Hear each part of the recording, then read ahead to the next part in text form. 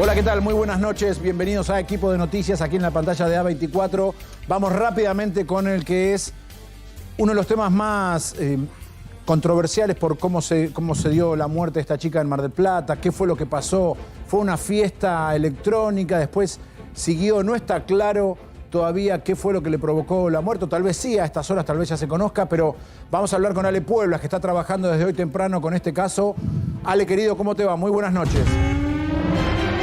Carlos, ¿cómo te va? Muy buenas noches. Como bien decías, la muerte de Florencia enciende todo tipo de alarmas.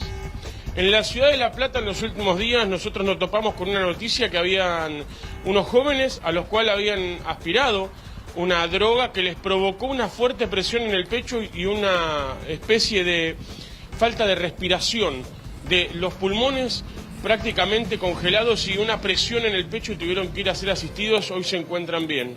Venimos de puerta 8 de lo que fue esta droga adulterada y lo que le pasó a esta joven. El análisis preliminar, la autopsia preliminar arroja una sobredosis.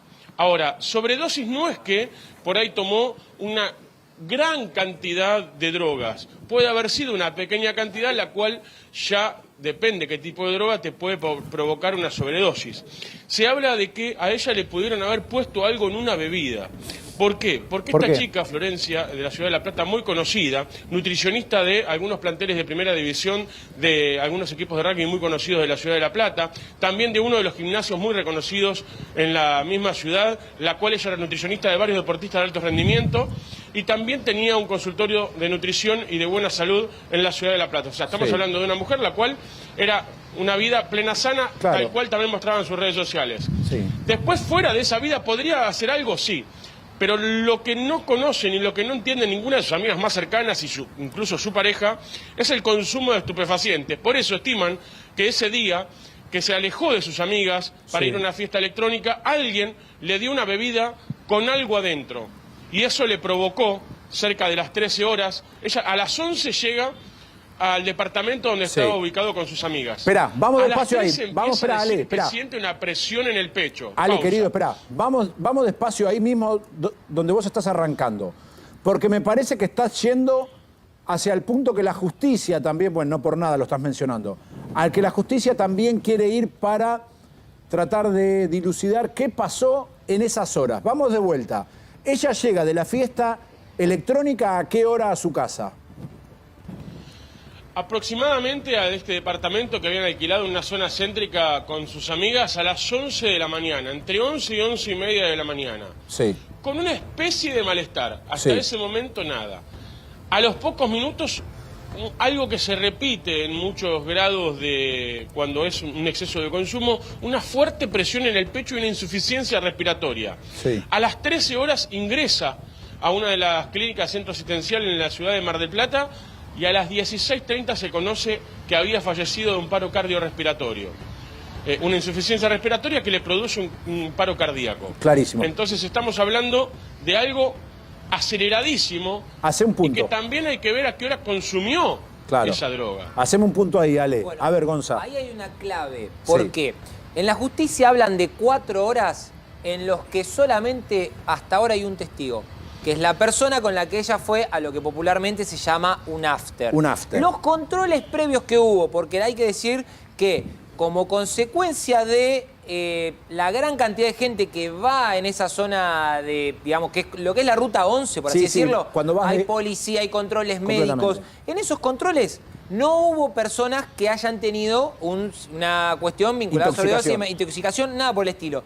Es más, están certificados que forman parte de la investigación ante un escribano público. La gran duda que hay acá... ¿Para qué está certificado? Que las personas que se atendieron en ese lugar a la que fue la chica, hay una carpa médica, las 24 personas que se atendieron, se está certificado que no tenían ninguna cuestión relacionada con... exceso de drogas, con excesos. ¿Qué había? ¿Deshidratación? Deshidratación solamente, que no se encontró nada que toxicológicamente diga, ok, acá hay algo. Perfecto. Clarísimo. Después de eso, hay 4 horas, que es lo que está investigando la justicia ahora, donde hay que ver qué hizo esta chica, la víctima, para que detone todo lo que sucedió después. Ella llega a las 7 al departamento, se va hay declaraciones en la causa que la quería seguir. Sí. Pues igualmente quería un after, que era está en su total libertad, vuelve y cuando vuelve, se acuesta a dormir, pasa esta cuestión de la descompensación. Y acá pasa lo que está contando Ale Puebla. Por eso es clave estas 4 horas.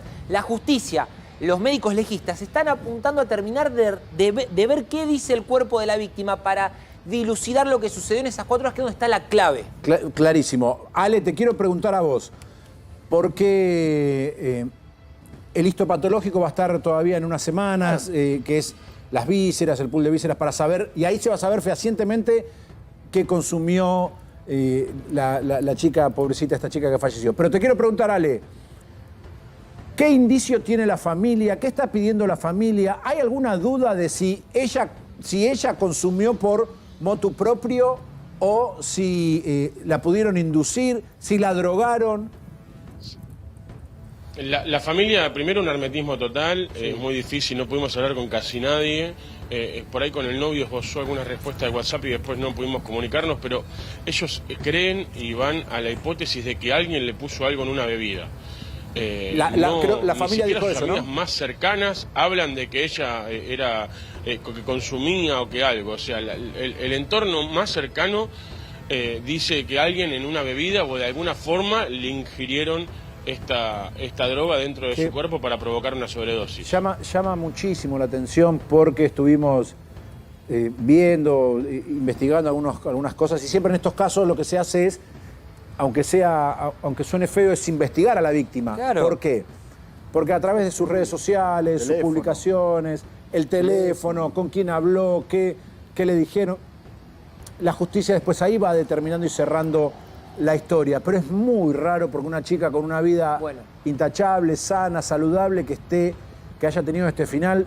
Espérame, por favor, Ale, no te vayas. Hay una cuestión que también me pasan fuentes de la investigación que están mirando el programa ahora, y agradezco por esta corrección que están haciendo, es que hasta ahora en el estudio preliminar no hay muestras de alcohol en lo que es, digamos, los primeros exámenes al cuerpo. Sí. ¿Y por qué es esto? ¿Por qué es esto importante? Esto es feo lo que se va a decir, porque es una realidad. Hay que ver qué fue lo que tomó, cómo fue la situación, si tomó o no tomó, si es una forma que están teniendo las amigas de tratar de preservarla. Exactamente, cuidar a la víctima. Es muy difícil la situación. Pónganse en el lugar de los padres de esta chica, ¿no? En esta situación. No me quiero imaginar. Me explico a lo que voy, Sí, claro. porque es un tema muy tabú. Sí. Y lo que pasa, ¿sabes qué? Porque hay que aclararlo. Por supuesto, tiene una cuestión privada. Claro. Pero ¿por qué hay que aclararlo rápidamente? Porque hay centenares de miles de pibes que van a las fiestas, a este tipo de fiestas. Hay que, si se quiere saber la verdad, para, en todo caso, descartar algún tipo de responsabilidad que pueda tener el lugar, descartar alguna responsabilidad que pueda o no tener el centro médico donde la atendieron. ¿Qué quiero decir? ¿Tienen responsabilidad? No. Que se aclare todo esto, qué fue lo que pasó, para echar luz, sobre todo, a una familia que tiene el derecho a saber qué fue lo que pasó con su hija, pero después también saber si no hubo otra cosa detrás de su muerte. Y una cuestión más que es importante, y vamos, y está haciendo un flagelo en esta temporada, en el verano, las fiestas clandestinas. También. O sea, la realidad, esto es un servicio, por así decirlo, hay que evitar recurrir a eso, porque todos los boliches, música electrónica, cachengue, que música latina, cuentan con un servicio médico, puesto de hidratación, presencia policial que te ayuda en este tipo de emergencias. Entonces, ahí también donde hay que poner el foco en la prevención. La ruta 11 ahí a la altura de Mar del Plata, que es entre el Faro y saliendo para el lado de Playa Serena, para el lado de San Patricio, esta época es desde las 12 de la noche hasta las 7 de la mañana es la calle Florida. Ale, ¿qué más tenés? Te escuchamos. Sí. Dos cosas. Una, aconsejar y obviamente avisar y alertar a jóvenes y padres y toda persona que consuma o lo que fuese, que sepa que va a consumir. Y primero es que muy lo consuma. difícil eso. Pero después hay que tener hoy día, con lo que está pasando, saber qué tiene o qué te dan. Totalmente. O no aceptar vasos de extraño con ningún tipo de bebida. No aceptar nada, porque estamos hablando de una sobredosis de una persona a la cual todo el mundo dice que ella no consumía, no tenía alcohol en sangre, y en las próximas horas yo creo que nos vamos a enterar de lo que tenía en su cuerpo y nos va a alarmar otra vez a todos y nos va a traer recuerdos pasados de puerta 8 y de algún tipo de estupefaciente adulterado. Pará, porque si estamos hablando ya de una adulteración, hay otro tema ahí también, ¿eh? ¿Recuerdan la famosa? Claro, tal lugar, 5 chicos fallecieron, sí. Utilizaron a la fiesta. Este es un dato que hay que tener en cuenta cuando se habla de las drogas sintéticas. Utilizan las fiestas electrónicas muchas veces para testear una nueva droga. ¿Qué es testear? Y aparte los que han seguido las series estas que cocinan, Breaking Bad. Uno piensa en un laboratorio impoluto, no, es un tipo fumando, quemando querosén en el medio de una mugre. Pizza con la otra mano. Claro, comiendo.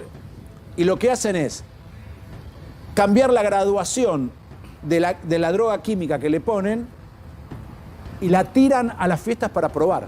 Bueno, cuando fue lo de Puerta 8, lo que explicaban las fuentes del Ministerio de Seguridad y de la Investigación es que una consecuencia que no puede ser, pero una consecuencia de la crisis económica es que para ser más redituable el negocio de narcotráfico van cortando los distintos estupefacientes con otros estupefacientes y no lo hacen en un laboratorio con elementos de precisión, lo hacen a ojo. Y 1 mililitro más de una cuestión te ocasiona la muerte. Ale, vos decías esto de la adulteración, hasta donde puedas contar. Yo sé que hay muchas cosas vinculadas a la investigación que no podés decir, pero no se descarta nada. No, porque hay una especie de droga que se reparte en algunas fiestas electrónicas que se hizo viral en todo tipo de redes sociales, que es muy parecida a la pastillita blanca que uno compra en un kiosco que parece una golosina. Entonces, atención con eso. Sí. Atención lo que puede haber pasado, porque te dicen, tomá, comete sabor a menta. Claro, y en realidad puede ser algo que te termine provocando la muerte. Bueno, y hay un dato más que ya te despedimos, Ale. Hay un dato más para tener en cuenta. La justicia investiga esto que decía Ale y que aportaba también Gonza. Investiga esas horas entre las 7 y las 11 de la mañana porque no hay ningún registro de intoxicación general en el boliche. Gonzalo tenía un documento por una cuestión de investigación, no lo vamos a mostrar, pero tenemos el documento en donde se certifica... Confirma de escribano público. Confirma de escribano público que las personas que fueron atendidas a la salida del boliche eran cuestiones menores. Deshidratación, dolor de cabeza, alguno exaltado, pero nada en absoluto vinculado a una intoxicación. Lo último, y esto remarquemos, no es lo que está, la cuestión acá, y después vamos a mostrar que ha sido un colega allá de Mar del Plata, ha sido muy, muy gentil en pasarme imágenes. La preocupación y donde hay que poner el foco, además de lo que decía muy bien Ale, de ojo con lo que se consume, ojo, sabe dónde viene y un montón de cuestiones. También la cuestión de, no vayan a cosas ilegales, no vayan a fiestas clandestinas ilegales porque no hay forma de que te ayude nadie si pasa una tragedia. Clarísimo. Ale, los últimos 30 segundos para que cierres este tema desde ahí. Sí, que en las próximas horas vamos a tener la realidad de la autopsia seguramente y ahí vamos a poder saber qué pasó. Las cámaras de seguridad van a estar todas recopiladas en el día de mañana y se van a analizar todas esas horas de video para saber también el recorrido que hizo esta chica de 25 años, nutricionista de la ciudad de La Plata, y saber de una vez por todas qué es lo que pasó. Gracias, Ale, muy completo como siempre. Gracias, hermano.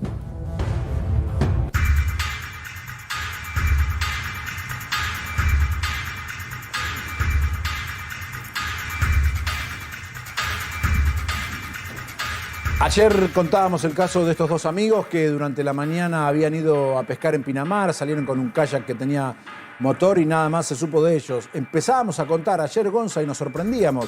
Gonzalo Prado contaba acá que por una cuestión de vientos, de marejadas, estaban buscándolos también en Uruguay, Gonza. Sí, exactamente. Como veníamos anticipando ayer, esta temporada se caracteriza en Mar del Plata por el clima, cambiar muy rápido de viento, que cambien muy rápido las corrientes. Y una de las hipótesis que estaban manejando los investigadores es que el kayak hubiera ido hacia el otro lado, digamos, hacia el otro lado de la costa y esté en zona de Punta del Este. Wow, increíble. La verdad que a mí me sorprendía cuando vos lo contabas. Acá vemos el trabajo que está haciendo Prefectura, pero está también nuestro amigo Gustavo Descalzi trabajando con este tema, por supuesto, desde Punta del Este. Hola, Gustavo, ¿cómo te va? Buenas noches. ¿Cómo les va? Buenas noches. Bueno, quiero decirles que conforme pasan las horas y los días, la situación se vuelve más dramática. Hoy hablé con una alta fuente de prefectura y me dice es prácticamente imposible que un kayak, que una embarcación de ese tamaño, que es como una cascarita de nuez en el medio del océano, pueda llegar, ya sea impulsado por algún motor o por ellos mismos o por las corrientes.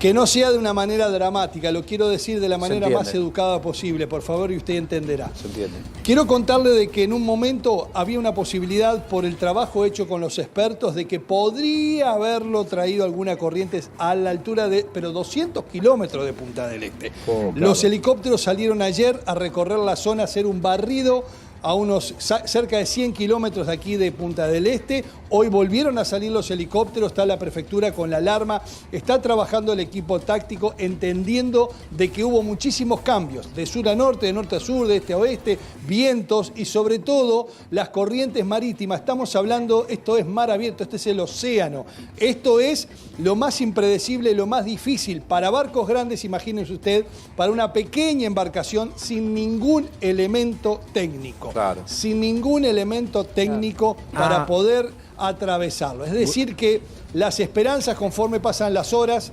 empiezan a caer. Gustavo, vos estás dando un dato que yo no tenía.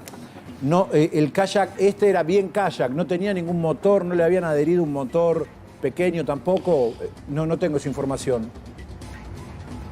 Hay una información que dice de que podría haber tenido por el testimonio de una persona que dice que le vio o que sintió un elemento, digamos, mecánico, claro. Pero de todas formas, así tenga un motor, claro. Es imposible, voy a ser lo más educado posible, que atravesando el tiro que es, vamos a suponer, desde la costa argentina hasta Punta del Este, es un tiro que los barcos grandes, voy a poner el ejemplo de los que tiene Colonia Expreso, los que tiene Buquebús, les cuesta enormemente. Imagínense, esto es una cascarita de nuez. Sí, completamente. Esto es una cosita pequeña y que cuesta mucho incluso hacer el rastreo. Bueno, le cuento que los expertos que estuvieron trabajando coordinados con la prefectura argentina determinaron una zona por las corrientes. Pero que esto es, me dice, esto es de una incertidumbre total. El trabajo de rastrillaje hay que hacerlo porque toda persona hay que ir a buscarla cuando ocurre un incidente así. Pero las posibilidades, conforme pasan las horas, van disminuyendo. Gustavo, en tu experiencia de cubrir las dos costas, digamos, ayer Gonza nos decía, y me sorprendía, nunca escuché que se pueda unir la costa, encima la costa marplatense con Punta del Este. Muy difícil. Una vez hace muchos años, hablando de un experto marino, me dijo que era el cruce de los más difíciles que había. Para expertos que están acostumbrados a hacer las travesías de Europa a América y que ellos tienen ya los lugares donde se cruza y conocen los momentos y saben cómo. Esto es algo, yo voy a decirlo desde el mejor lugar que tengo, es un momento de enorme frustración para las autoridades porque no tienen un solo dato. Es decir, estamos buscando buscar un granito de arena en el medio de la playa, es decir, buscar un granito que es un poquito más oscuro que todo lo que nosotros vemos, o es más rojo o más naranja porque tiene un chaleco, pero la búsqueda tiene que ser a muy baja altura, lo que hace que la visualización y el campo de trabajo sea mucho mayor, sobre todo por la distancia, donde los helicópteros tienen menos autonomía. Es decir, estamos ante una búsqueda muy difícil y conforme pasan las horas, le digo, las esperanzas cada vez disminuyen. Ahora, Gustavo, acá Gonzalo Prado te saluda. Perdón que sea redundante y vuelva a este mismo punto. Vos decís por lo que nos estás contando que la información que viene acá de Argentina de que podría haber cruzado, digamos, al otro lado de la costa, fue básicamente para agotar toda instancia y también para dar un halo de esperanza. No, porque las corrientes, los que estaban, digamos, por las horas, por los días que habían las corrientes, indicaban que podía haber subido, es decir, desde el sur hacia el norte, pero a mar abierto, no hacia la costa argentina, sino a mar abierto. Y lo que está enfrente es el Uruguay. En línea directa con Pinamar, usted se encuentra, digamos, en línea directa hacia el oeste, apenas hacia el oeste. Usted se encuentra ahí con Punta del Este, pero estamos tan lejos. Esto es océano, esto es mar abierto, son profundidades, hay olas de 4 metros.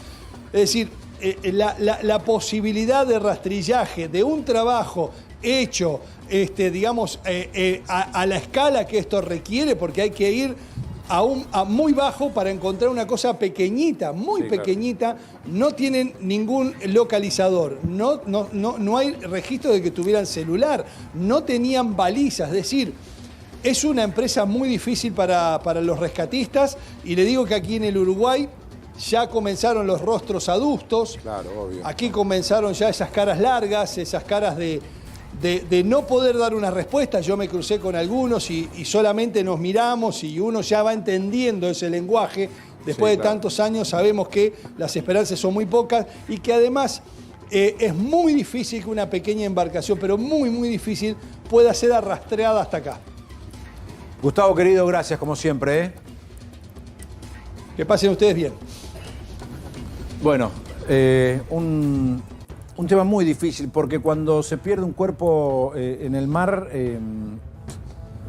argentino es uno de los más bravos del mundo. Recuerdo de haber hecho notas y cuando fue la desgracia del Ara San Juan, cuando investigando por temas vinculados a este tipo de cosas, todo el mundo habla que el mar argentino, vienen a entrenar acá flotas de todo el mundo porque el mar argentino es uno de los más bravos y de los que más respeto hay que tener al momento de salir a navegarlo o digamos en esto, lo que hacían esta gente que supuestamente sabían las mareas, sabían que no iba a haber viento, pero bueno, Dios quiera que haya una respuesta pronto para todas las familias, obviamente. Fabio Wasserman está con nosotros, gracias por acompañarnos, Fabio. Él es historiador del Instituto Ravignani, de la UBA y del CONICET, nada menos que del CONICET. Exactamente. ¿Hay un ataque, Fabio, contra el CONICET y en exclusiva contra el CONICET? No diría que hay un ataque en exclusiva contra el CONICET. En realidad, el gobierno que asumió hace poco más de un mes tiene una política general hacia el Estado y dentro de lo cual está incluido el CONICET. Sí podría decir que en particular hay un ataque hacia el CONICET desde hace varios años en las redes sociales o en ciertos ámbitos que buscan desprestigiar y las universidades. Esto es algo que no solo sucede en Argentina, es característico de las nuevas derechas, en Estados Unidos, en Brasil, en distintos lugares, se atacan los lugares de producción de conocimiento porque los ven como enemigos. Eso es, en ese marco, dentro de lo que son las políticas del gobierno de Milei, que lo que hizo fue plantear concretamente que quienes habían sido designados como trabajadores en el último año iban a ser despedidos. En esa volteada cayó el CONICET, pero eso no es algo particular del CONICET. ¿En qué situación está el CONICET hoy, Fabio? Bueno, digo, más allá de las cuestiones personales que son graves, porque cada persona es una vida, es una familia, es un proyecto de vida, lo que hay es una gran incertidumbre. Y la poca certidumbre que hay no es muy buena. En este sentido, lo que sucedió ahora, bueno, se tardó primero en decidir a qué parte del organigrama del Estado iba a ir a parar el CONICET. Luego se tardó en designar a quien ya se sabía que iba a ser el presidente. Ahora que está el presidente, lo que se decidió es que algo que sucede en forma regular, con todos los gobiernos, en forma anual y periódica y sin ningún problema, que es que asumen nuevos becarios y, y hay ascensos por promociones, se decidió no dar a conocer los resultados que ya están desde diciembre. Y esto no implica una erogación particular, no es algo que es más caro, porque en general asumen nuevos becarios, pero también los becarios que terminan que empezaron hace 5 años, o sea que es un cambio. Y después las promociones es algo que en términos salariales es muy menor. Entonces ahí hay unas cuestiones muy complejas en relación a lo que implica para el sistema científico y no solo para el CONICET, porque el CONICET es una parte, es un engranaje dentro del sistema científico macro en el país. Entonces lo que hay es mucha incertidumbre, porque esto pone en riesgo proyectos, pone en riesgo acuerdos dentro del país, internacionales. pone en cuestión cuestiones personales. Hay gente que decidió que se iba a postular, es un proyecto de vida, a veces hay que mudarse. Ese tipo de cuestiones. Sí. Eso por un lado. Y después, por otro lado, ayer, en medio de que el directorio dio a conocer esto, también se notificaron 50 trabajadores que no iban a renovárseles administrativos, que no se les iba a renovar su empleo, ¿no? su contrato. Y quiero remarcar esto, no eran 50 trabajadores que fueron designados ampliando la planta. El CONICET, como en toda parte del Estado, el año pasado se jubilaron, hubo renuncias, tomaron nuevos trabajadores que reemplazaron a los anteriores. El gobierno, ¿cómo lo ve? Son nuevos, afuera. Claro. Sin hacer ningún tipo de evaluación, sin hacer ningún tipo de auditoría, ¿no? En ese sentido, insisto, es algo que le pasa al CONICET y le está pasando a todo el Estado. Un solo ejemplito. Sí. La semana pasada, ustedes lo habrán visto, cuando sucedió el problema con los museos que no iban a abrir el fin de semana, porque el gobierno también decidió eliminar las horas extras, sin preguntarse en qué se usaban las horas extras. Y bueno, parte de esas horas extras eran trabajadores que abrían los museos los sábados y domingos. La motosierra. Claro, pero el problema es que, supongamos que esté bien. Decir, ahí vamos a hacer una evaluación. No está hecha la evaluación. No está hecha la evaluación, por eso dije motosierra. Fabio, vos mencionabas un poco que en las redes se cuestiona el CONICET desde hace rato y demás. Uno de esos cuestionamientos tiene que ver con que aparentemente algunos investigadores del CONICET investigan cosas que no tienen ningún tipo de sentido. ¿Qué tan cierto hay de esto? ¿Qué nos perdemos si no está el CONICET o el CONICET, digamos, está desfinanciado? Bueno, está muy buena la pregunta. En principio, para aclarar a la gente, porque hay como mucho mito, y yo me lo encuentro con mis vecinos, familiares, ¿no? Que me dicen, pero hay ñoquis, ¿qué investigan? ¿No? Porque se instaló realmente eso. Cuando voy al médico, el médico me lo pregunta, o sea, para tener una idea. Si yo tengo que explicarle a este señor que se doctoró, que sabe cómo funciona el sistema, tengo que explicar igual todo esto. Bueno, para ser investigador del CONICET tenés que haberte doctorado, tenés que haber hecho una trayectoria de 5 años por lo menos, tenés que pasar por un proceso de selección muy exhaustivo, tenés que concursar y después somos evaluados periódicamente. Es el organismo del Estado cuyo personal está más evaluado, incluso diría que está sobreevaluado todo el tiempo. ¿Sí? Igual que, por ejemplo, para ingresar al Instituto de Servicio Exterior. Son los dos organismos, son los dos organismos que para ingresar tenés que concursar en forma regular. Entonces ya el personal de por sí es calificado. Claro. Después, ¿qué se investiga y cómo se investiga? Lo van definiendo cada área, de distintas áreas, en función de problemas que se van planteando. El tema es que a veces maliciosamente se toma el título de algún trabajo o alguien que presentó... Tengo una tesis doctoral y demás, vale, lo hemos mostrado, la del Rey León, la del cómic, de Batman. Ahora... Fabio, yo no puedo defender eso. No, pero le hago una consulta por eso. Estaría bueno, porque aquí en este mismo lugar, en otro programa. La crítica no. Lo que marcamos era que las ciencias sociales tenía en la torta, porque, insisto también con esto, el CONICET publica sus datos de forma online, es abierto, es transparente, cualquier ciudadano puede ver la cantidad de becarios que hay, no área por área, pero sí en lo que viene a ser el conjunto, digamos, ciencias, corríjame, ¿no? Sí. Ciencias sociales, cuestiones relacionadas con programación y tecnología, claro, ciencias exactas, ciencias relacionadas a la biología y demás. Ahora, ¿no cree que falta, desde el lado de la comunidad científica, explicar a la sociedad por qué esos títulos de tesis o de doctorados que se toman para, perdón por la expresión antigua, la chacota, tienen un rol?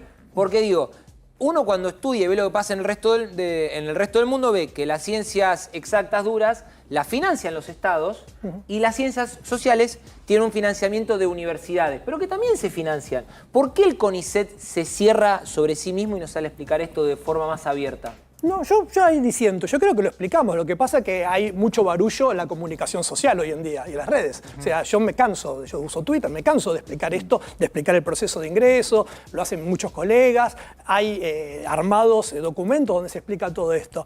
Yo ahí lo que diría es lo siguiente, no es que no se explique, sino que se toman algunas cuestiones así como para atacar. Y en este sentido, no son las tesis doctorales. A veces uno presenta un trabajo en un congreso que tiene un determinado sesgo, pero no es ni el proyecto de investigación ni es la tesis doctoral, es un trabajo para presentar un proyecto. Les voy a poner un ejemplo. Dale. ¿Ustedes saben quién publicó un paper que se titulaba De los picapiedras a los supersónicos que publicó la Universidad de Córdoba en el año 2015? Recuerdo haberlo leído... Bueno, se lo dedicó a Conan, para que se den una idea. ¿Milei? Mira. El presidente de la nación. Él tiene un paper publicado, o sea, con fondos públicos, porque es la Universidad Nacional de Córdoba. Yo lo objetaría por eso, no, lo objetaría por el contenido, porque como, bueno, habrán visto con lo de Davos, su idea de la historia económica deja mucho que desear, pero sin meterme en eso. Es el título del paper de Milei. ¿Y por qué está bien eso y está mal que otro? O sea, es un título, es algo para llamar la atención, no es el contenido. Entonces estamos confundiendo. Claro, estamos confundiendo a veces el título de algo que puede ser porque uno lo presenta en un congreso o porque lo presenta en una actividad que tiene determinadas características que llama la atención con el contenido. Y el contenido tiene que ver con cómo se hizo esa investigación, con su relevancia, y ahí sí podemos discutirlo. Y es legítimo. Fabio, cuando se juntan con las nuevas autoridades del CONICET y hablan de estos temas, ¿qué les dicen y qué proyectos tienen?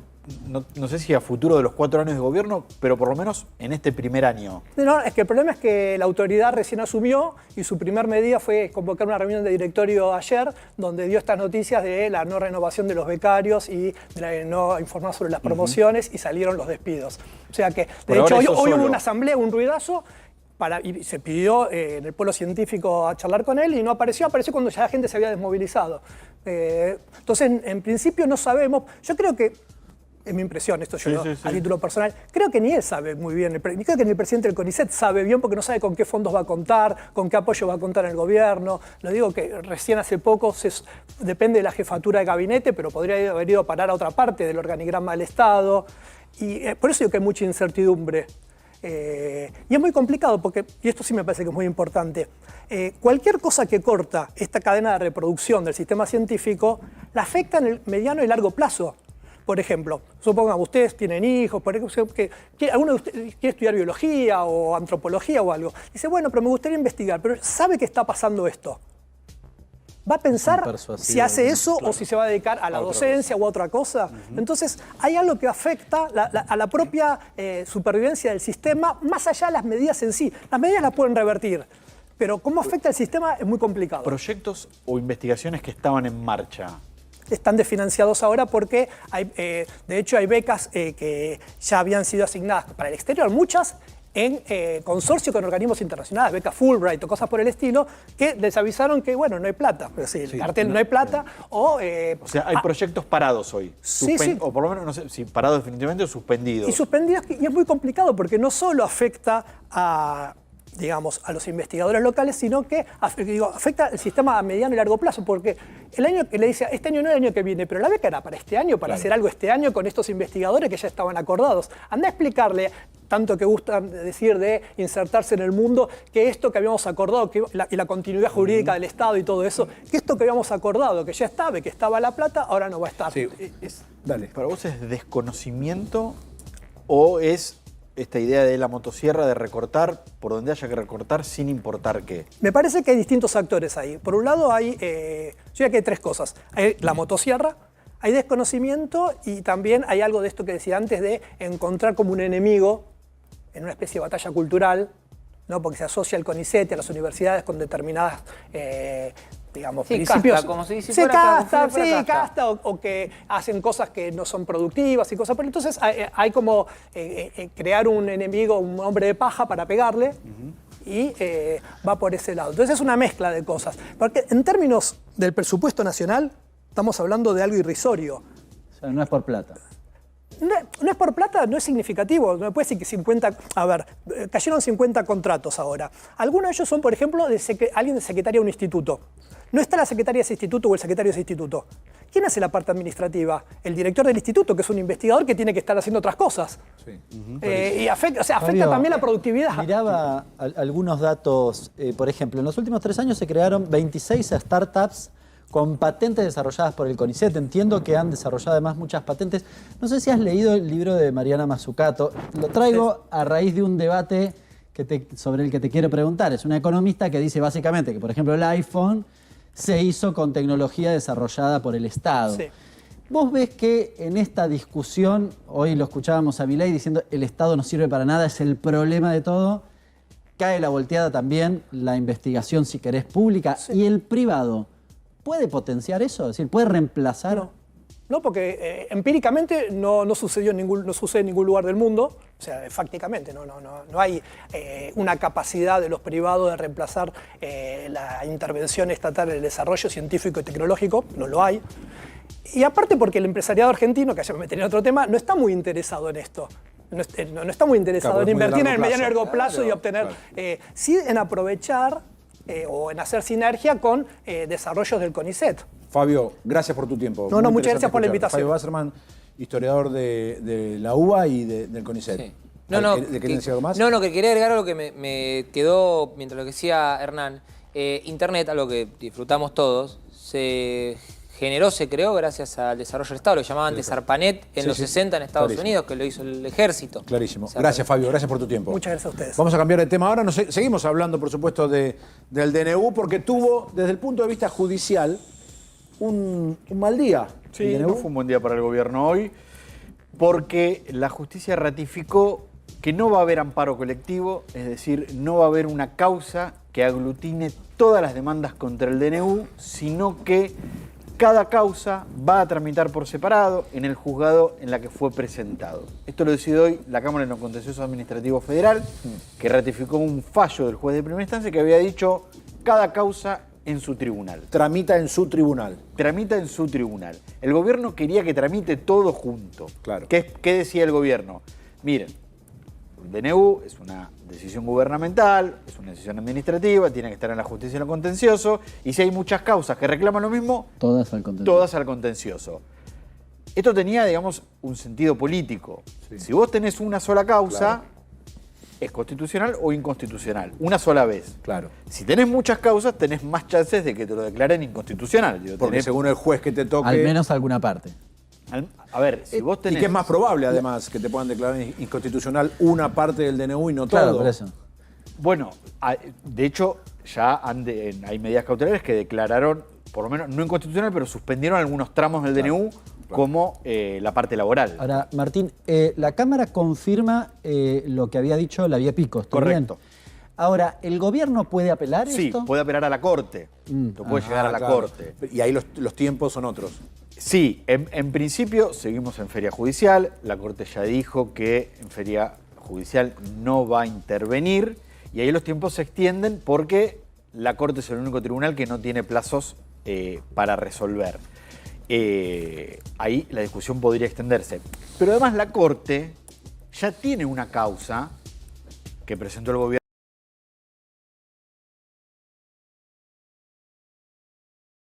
en por lo menos 2 de los amparos que ya está en condiciones de decir si es constitucional o no. Hasta ahora lo que hay son fallos de medidas cautelares. Claro. Es el famoso no innovar. Sí, que dice, bueno, a ver, yo no te voy a decir si es constitucional o no, pero yo voy a suspender esto hasta analizarlo. Clarísimo. Bueno, el juez Levipico ya tiene 2 causas en las que puede decir si es constitucional o no.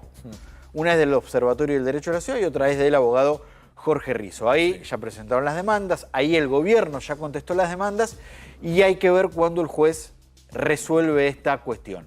Ya puede hacerlo desde el lunes, todavía no lo hizo. Los amparos son presentaciones para una resolución rápida. Así que hay que ver cuándo puede ocurrir esto. En definitiva, con fallo juez de primera instancia o no, con Cámara y demás, todo esto va a terminar en la Corte. Sí. Mientras tanto, el DNU se discute en el Congreso. El Congreso.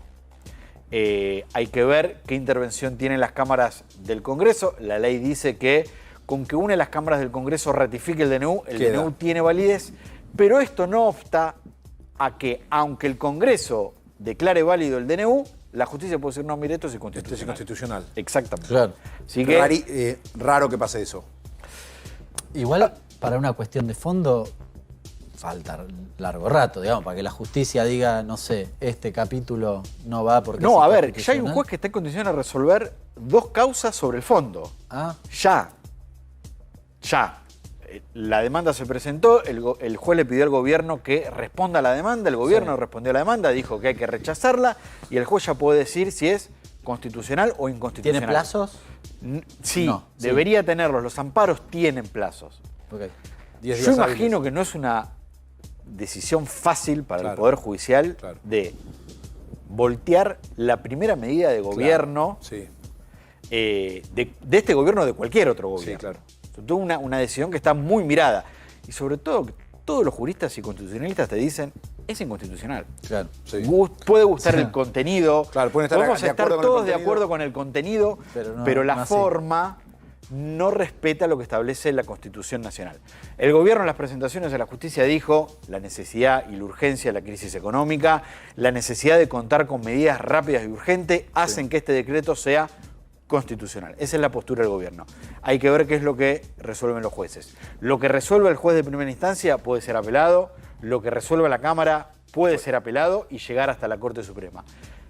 Algunos ya están pensando inclusive que ante un fallo de primera instancia, por la trascendencia del DNU, por la importancia de la medida, exactamente, per saltum a la Corte, que la Corte, si lo acepta, se aboque directamente y le ponga un punto final por la constitucionalidad o no del DNU y que empiece a regir de manera definitiva, o si es declarado inconstitucional, que el gobierno busque, como le pide parte de la política, otra vía para que el contenido pueda entrar en vigencia a través de una ley. Clarísimo. Bueno, primero traspié del DNU dentro de la justicia porque, bueno, van a tener que ir a pelearlo, porque van a tener que ir a pelearlo a cada tribunal. Tiene rines distintos ahora el gobierno. Claro, muy bien, rines distintos. No uno solo. Claro. Quería uno solo, se le abrieron varias peleas al mismo tiempo. Clarísimo.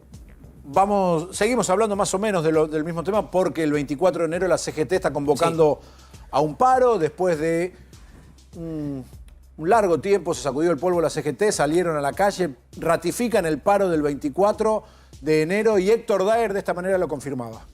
El paro va a ser el día 24, esto no hay que confundir a nadie, se sostiene, es un paro a partir de las 12 con un acto frente al Congreso para apoyar y darle el apoyo a todos los diputados y a las diputadas, senadores y senadoras que van a actuar para no ratificar el DNU y para que no salga este proyecto, este megaproyecto de ley ómnibus que ataca a innumerables sectores de la vida de nuestro país. Bueno, está claro, ayer Hernán lo decía, yo estoy de acuerdo con lo que planteaba Hernán y también estoy de acuerdo con lo que planteaba Martín, que bien. no... Sí, con todo. Tibio, digamos. Tibio. Paloma. Claro, Paloma. Paloma, no tengo problema. Claro que la CGT iba a saltar. Sí. Por supuesto que iba a saltar y iba a convocar un paro. También es cierto que durante 4 años, con cómo subieron cómo subió la inflación, los jubilados, la pobreza, eso, no hicieron nada. Pero claro, es entendible que convoquen un paro el 24 porque están atacando a las bases de un montón de cosas que tienen que ver con el sindicato. Ahí dijiste una cuestión clave. Cualquier sindicalista con muchos, pocos años en el cargo sabe que tiene hasta cierto punto donde puede estirar de la cuerda. Cuando las bases empiezan a reclamar más fuerte, ahí ya no le queda otra. Pasó con todos los gobiernos. Y recuerden lo que pasó con Macri, ¿te acordás que le cantaban pone la fecha, que se robaron el atril? Sí, una vez que... Sí, claro, me acuerdo. Sí, me acuerdo perfectamente. Entonces tuviste 2 años que estuvieron movilizados, 4 años que durmieron la siesta y ahora tenés que las bases de vuelta le vuelvan a pedir justamente que haya un paro. Tenés al gobierno que está buscando la forma de disuadirlo. Apretó fuerte el gobierno con el tema de no pagarle. Exactamente. Y viste todo lo que empezó a crear las líneas para denunciar a sindicalistas o delegados que extorsionen y obliguen a las personas a parar. Arrancó una campaña que las van a ver muy fuerte en los próximos días de hashtag yo no paro, ¿no? En redes sociales, que también es algo que pasó en el gobierno de Mauricio Macri, recordaba ese hashtag. Pero el dato que hoy me explicaban fuentes al tanto de las negociaciones con la CGT y de esta medida que se quiere tomar, es que todavía no está definido el mecanismo para poder cumplir con una de esas amenazas, ¿Qué es cuál? Que es el descuento del día. No queda... El gobierno quiere El gobierno quiere que toda persona que pare, no solamente estatales, tenga un descuento en el día en su respectivo trabajo. Hoy por hoy no está definido, por lo que me explicaban, fuentes al tanto de toda esta negociación, el mecanismo para hacerlo. Porque no es solamente a los estatales, es a todas las ramas, todas las actividades que quieran parar. Lo que por sí, dijo, bueno, ¿cómo haces? Saca una resolución al Ministerio de Trabajo, se habilita a las empresas se a judicializa que lo otra vez descuenten. todo. Bueno, ¿a qué va esta cuestión de fondo también? Es que todavía no está claro cómo va a ser el tema del 24. El gobierno se está jugando buena parte de su cuestión antipiquetes con lo que suceda en esta movilización. ¿Ustedes realmente piensan que si se movilizan 20.000, 30.000, 40.000 personas lo van a poder hacer tranquilamente por la calle? Por la acera. Ya pasó. Esto lo que estamos viendo es la manifestación frente al Palacio de Tribunales y ya pasó. Sí. No es imposible. Esto fue pequeño. Físicamente imposible. Cuando vos haces una manifestación de tanta gente, no cortar la calle. Bueno, pero ¿cómo va a ser la retórica oficial gubernamental en este sentido? Ahí está la cuestión. Bueno, si ocurre lo que ocurrió ese día, las dos partes quedaron conformes. El gobierno dijo, se movilizaron, se cortó el tránsito en lo mínimo indispensable y rápidamente se desconcentraron. El gobierno me parece que lo que busca es que no haya cortes de horas y horas y horas. Si se cumple esa misma lógica, no a mí me van a estar las dos partes. Y hay un tema también que generó mucha bronca en la CGT, que es el horario del transporte público. Claro. Va a haber transporte público. ¿A qué horario empieza el paro en el transporte público? A las 7 de la tarde. Cuando el paro arranca a las 12 del mediodía. ¿Cuál es la última hora de desconcentración del horario laboral? A las 7 de la tarde. 7 de la tarde. Sí. Entonces ahí también hay un tema de tira y afloje.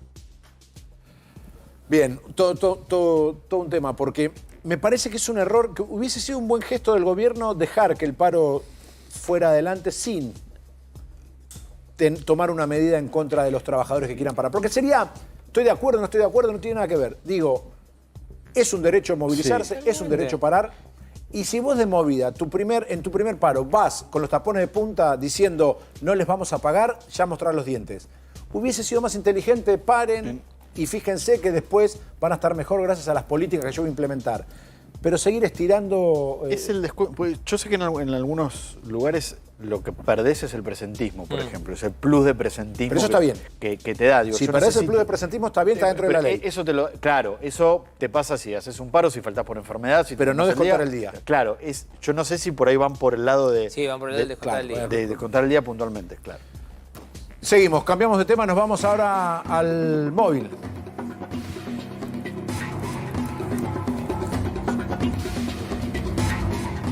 Otro detenido más por la toma y la masacre de González Catán. Hay un nuevo detenido que hasta donde leí se hizo pasar por una víctima. Está Gonzalo Sorbo trabajando con este tema en el Hospital Rivadavia. Gonza, ¿cómo te va? Buenas noches.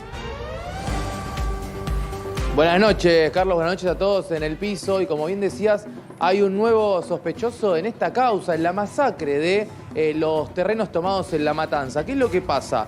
Hoy más temprano, sí, hablabas recién de un sospechoso que se hacía pasar por una víctima con un tiro en el hombro y otro en la pierna, que estaba en el Paro y 100 y quedó detenido porque aparentemente también era parte de este tiroteo. Pero ahora estamos también en el Rivadavia, y esto es lo que veníamos hablando durante el día, Carlos, porque otro sospechoso entra también en la causa. ¿Cómo entra? El domingo, el día del tiroteo, esta persona se va a su casa con una bala en el estómago, en el pecho, aproximadamente en la zona media del cuerpo. ¿Y qué es lo que pasa? Dice, yo no me voy a ir a hacer atender, me quedo en mi casa. Fue una enfermera, lo atendió y después de 2 días esta enfermera le dijo, te estás desangrando, te tiene que ver un médico. Fue a buscarlo el SAME, lo trasladaron hacia el Fino Quieto, Carlos, y ahora se encuentra en el Hospital Rivadavia luchando por su vida. Increíble. Está luchando por su vida, tuvieron que hacer una cirugía y está muy mal. Gonza, preguntarte, ¿tiene en estos momentos custodia policial? ¿Está con custodia policial allí en el hospital o no? Está con custodia policial, estuvimos dando vueltas por toda la zona, por Avenida Las Heras, por Austria y las calles a los alrededores para ver si podíamos hablar con algún familiar o con algún conocido allegado a él. No pudimos encontrarnos con nadie, ahora nadie lo conoce. No, claro. Pero obvio. el dato que tenemos, Carlos, y es fundamental también en esta causa, la mujer que estaba con él desde el fin de semana hasta ahora, llegó también a este lugar y lo que dijo es, él era dueño, o por lo menos tenía en su poder, una FAL, una pistola de guerra, y que esa FAL se utilizó en este tiroteo, en la toma de terrenos. ¿Qué fue lo que pasó? En la investigación, Carlos, se encontraron cartuchos de esa FAL. Y la mujer dijo, sí, era de él, estuvo en la toma de terrenos, estaba en un terraplén y él era el francotirador Lo cierto es que no saben cómo le llegó un tiro y ahora está internado, luchando por su vida. Mirá, Gonza, el FAL es un fusil de asalto pesado, un arma de guerra, por eso estaría tal vez, como vos bien marcás, a una distancia, porque un FAL creo que tiene hasta 1000 metros estoy chapuceando, pero creo que 2000 tiene... metros. 2000 metros, bueno, ahí está. Es un fusil pesado de guerra, que la bala tiene como 10 centímetros, una cosa así grande, bueno, increíble. Me contaba gente acá de la producción, me decían que al verse él cercado por los propios vecinos, se habría disparado él. ¿Esto vos lo pudiste confirmar? Yo sé que algo contaste, pero ¿se habría él mismo disparado? No, le disparó a alguien. No lo pude confirmar eso, okay. Por eso te comentaba recién que la mujer dijo que él estaba en una especie de terraplén, mirándolo desde arriba a las personas que estaban en esta discusión, en este problema, sí. Y empezó a disparar. Lo cierto es que todavía está en investigación cómo él recibió ese disparo y cómo llegó a estar internado luchando por su vida, si supuestamente estaba alejado de todo el problema, de todo el conflicto. Clarísimo, Gonza. Bueno, gracias por tu trabajo ahí. Vamos a seguir de cerca esta causa porque, bueno, estamos hablando de 5 asesinados en la zona de González Catán y ahora sabemos que hay un tercer detenido que lucha por su vida, además, porque está internado aquí en la Ciudad de Buenos Aires, en el Hospital Rivadavia, donde está trabajando Gonza, así que vamos a seguir con este tema.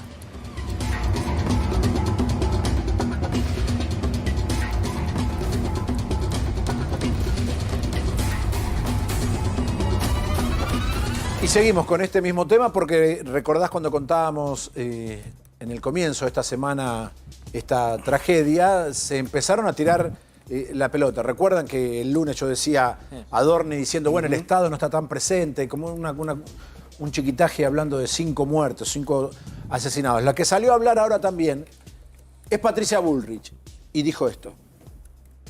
La verdad es que en La Matanza pasan cosas realmente increíbles, permanentemente están sucediendo este tipo de usurpaciones, algunas se conocen, otras no.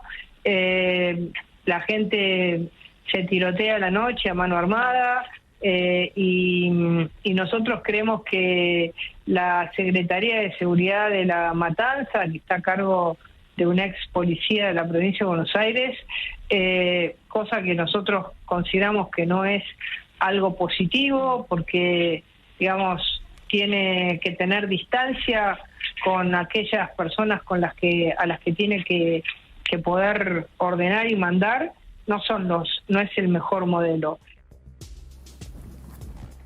En estos casos lo que aspiro siempre es a que, en vez de buscar el responsable, buscar que no vuelva a suceder. Porque todos nos paramos siempre en quién tuvo la culpa, quién fue, fuiste vos, fui yo. ¿Y cuándo se plantea, bueno, qué hacemos para que no pase más? Bueno, diste en la tecla.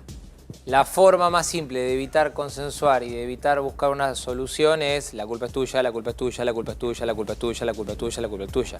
Lo que sí hay que decir es que acá no es una solución de un solo lado. No, claro. Porque la realidad es que tenés todos los actores que están vinculados. O sea, vos hoy por hoy en el conurbano tenés fuerzas provinciales, fuerzas federales, tenés fuerzas locales. Municipales.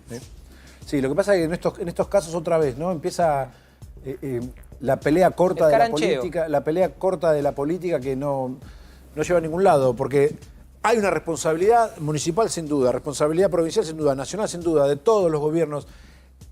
¿Alguien va a decir en algún momento cómo hacemos para que esto no pase más? O como decía recién Gonza, vamos a seguir echándonos culpas. Hubo un comunicado, recuerdan que nosotros dábamos a conocer el comunicado que dio enseguida el municipio de La Matanza y en este caso, hoy otra vez, porque claro, la gente del propio municipio levanta el guante que tiró Patricia Bullrich y dijeron, en el comunicado, insisto, del municipio de La Matanza, la verdadera pasividad ante las tomas de tierra fue de Bullrich, Ritondo, Macri y Vidal. Sigue el comunicado, ¿no? La ministra de Seguridad de Javier Milei, Patricia Bullrich, hizo acusaciones maliciosas. Totalmente falsas. Sigue. Lo hizo además buscando sacar un rédito ideológico a 2 días de la trágica muerte de 5 personas. Yo diría asesinato de 5 personas, ¿no? E ignorando su responsabilidad por su inacción en algunas ocupaciones clandestinas de predios, ocurrida en nuestro distrito durante su actuación como ministra de Seguridad de Mauricio Macri. Bueno, el municipio de La Matanza sindicando la responsabilidad en Patricia Bullrich, en su figura, ¿no?, de ministra de Seguridad de la Nación. Pero bueno, es una discusión que en algún momento hay que saldar porque... Qué bueno hubiese sido, ¿no?, que Bullrich y el comunicado digan: nos juntamos, empezamos a analizar el tema, empezamos a ver cómo podemos solucionarlo, tenemos que tener un poco de concordia a este tema en vez de echarse de responsabilidades que no solucionan el tema. Pero hoy una discusión similar, sin ir más lejos, por el protocolo antipiquetes. Lo mostramos, ¿qué? Ruta 3, corríjanme si me equivoco, hoy a la mañana. Ruta 3 no lo recuerdo, perdón. Hoy hubo un corte en Ruta 3, hoy a la mañana, donde hubo digamos, el gobierno nacional decía que la provincia había dicho que iba a aplicar el protocolo antipiquete, la provincia dijo, no, nosotros nunca dijimos eso, terminó mandando a Fuerza Federal de la Nación para sacar el piquete. En vez de ponerse de acuerdo o dialogar, se van tirando de un lado del otro. Está el país al borde. Estamos al borde constantemente. La guita no alcanza, la inseguridad, desde el CONICET, cuasimonedas ahora en La Rioja.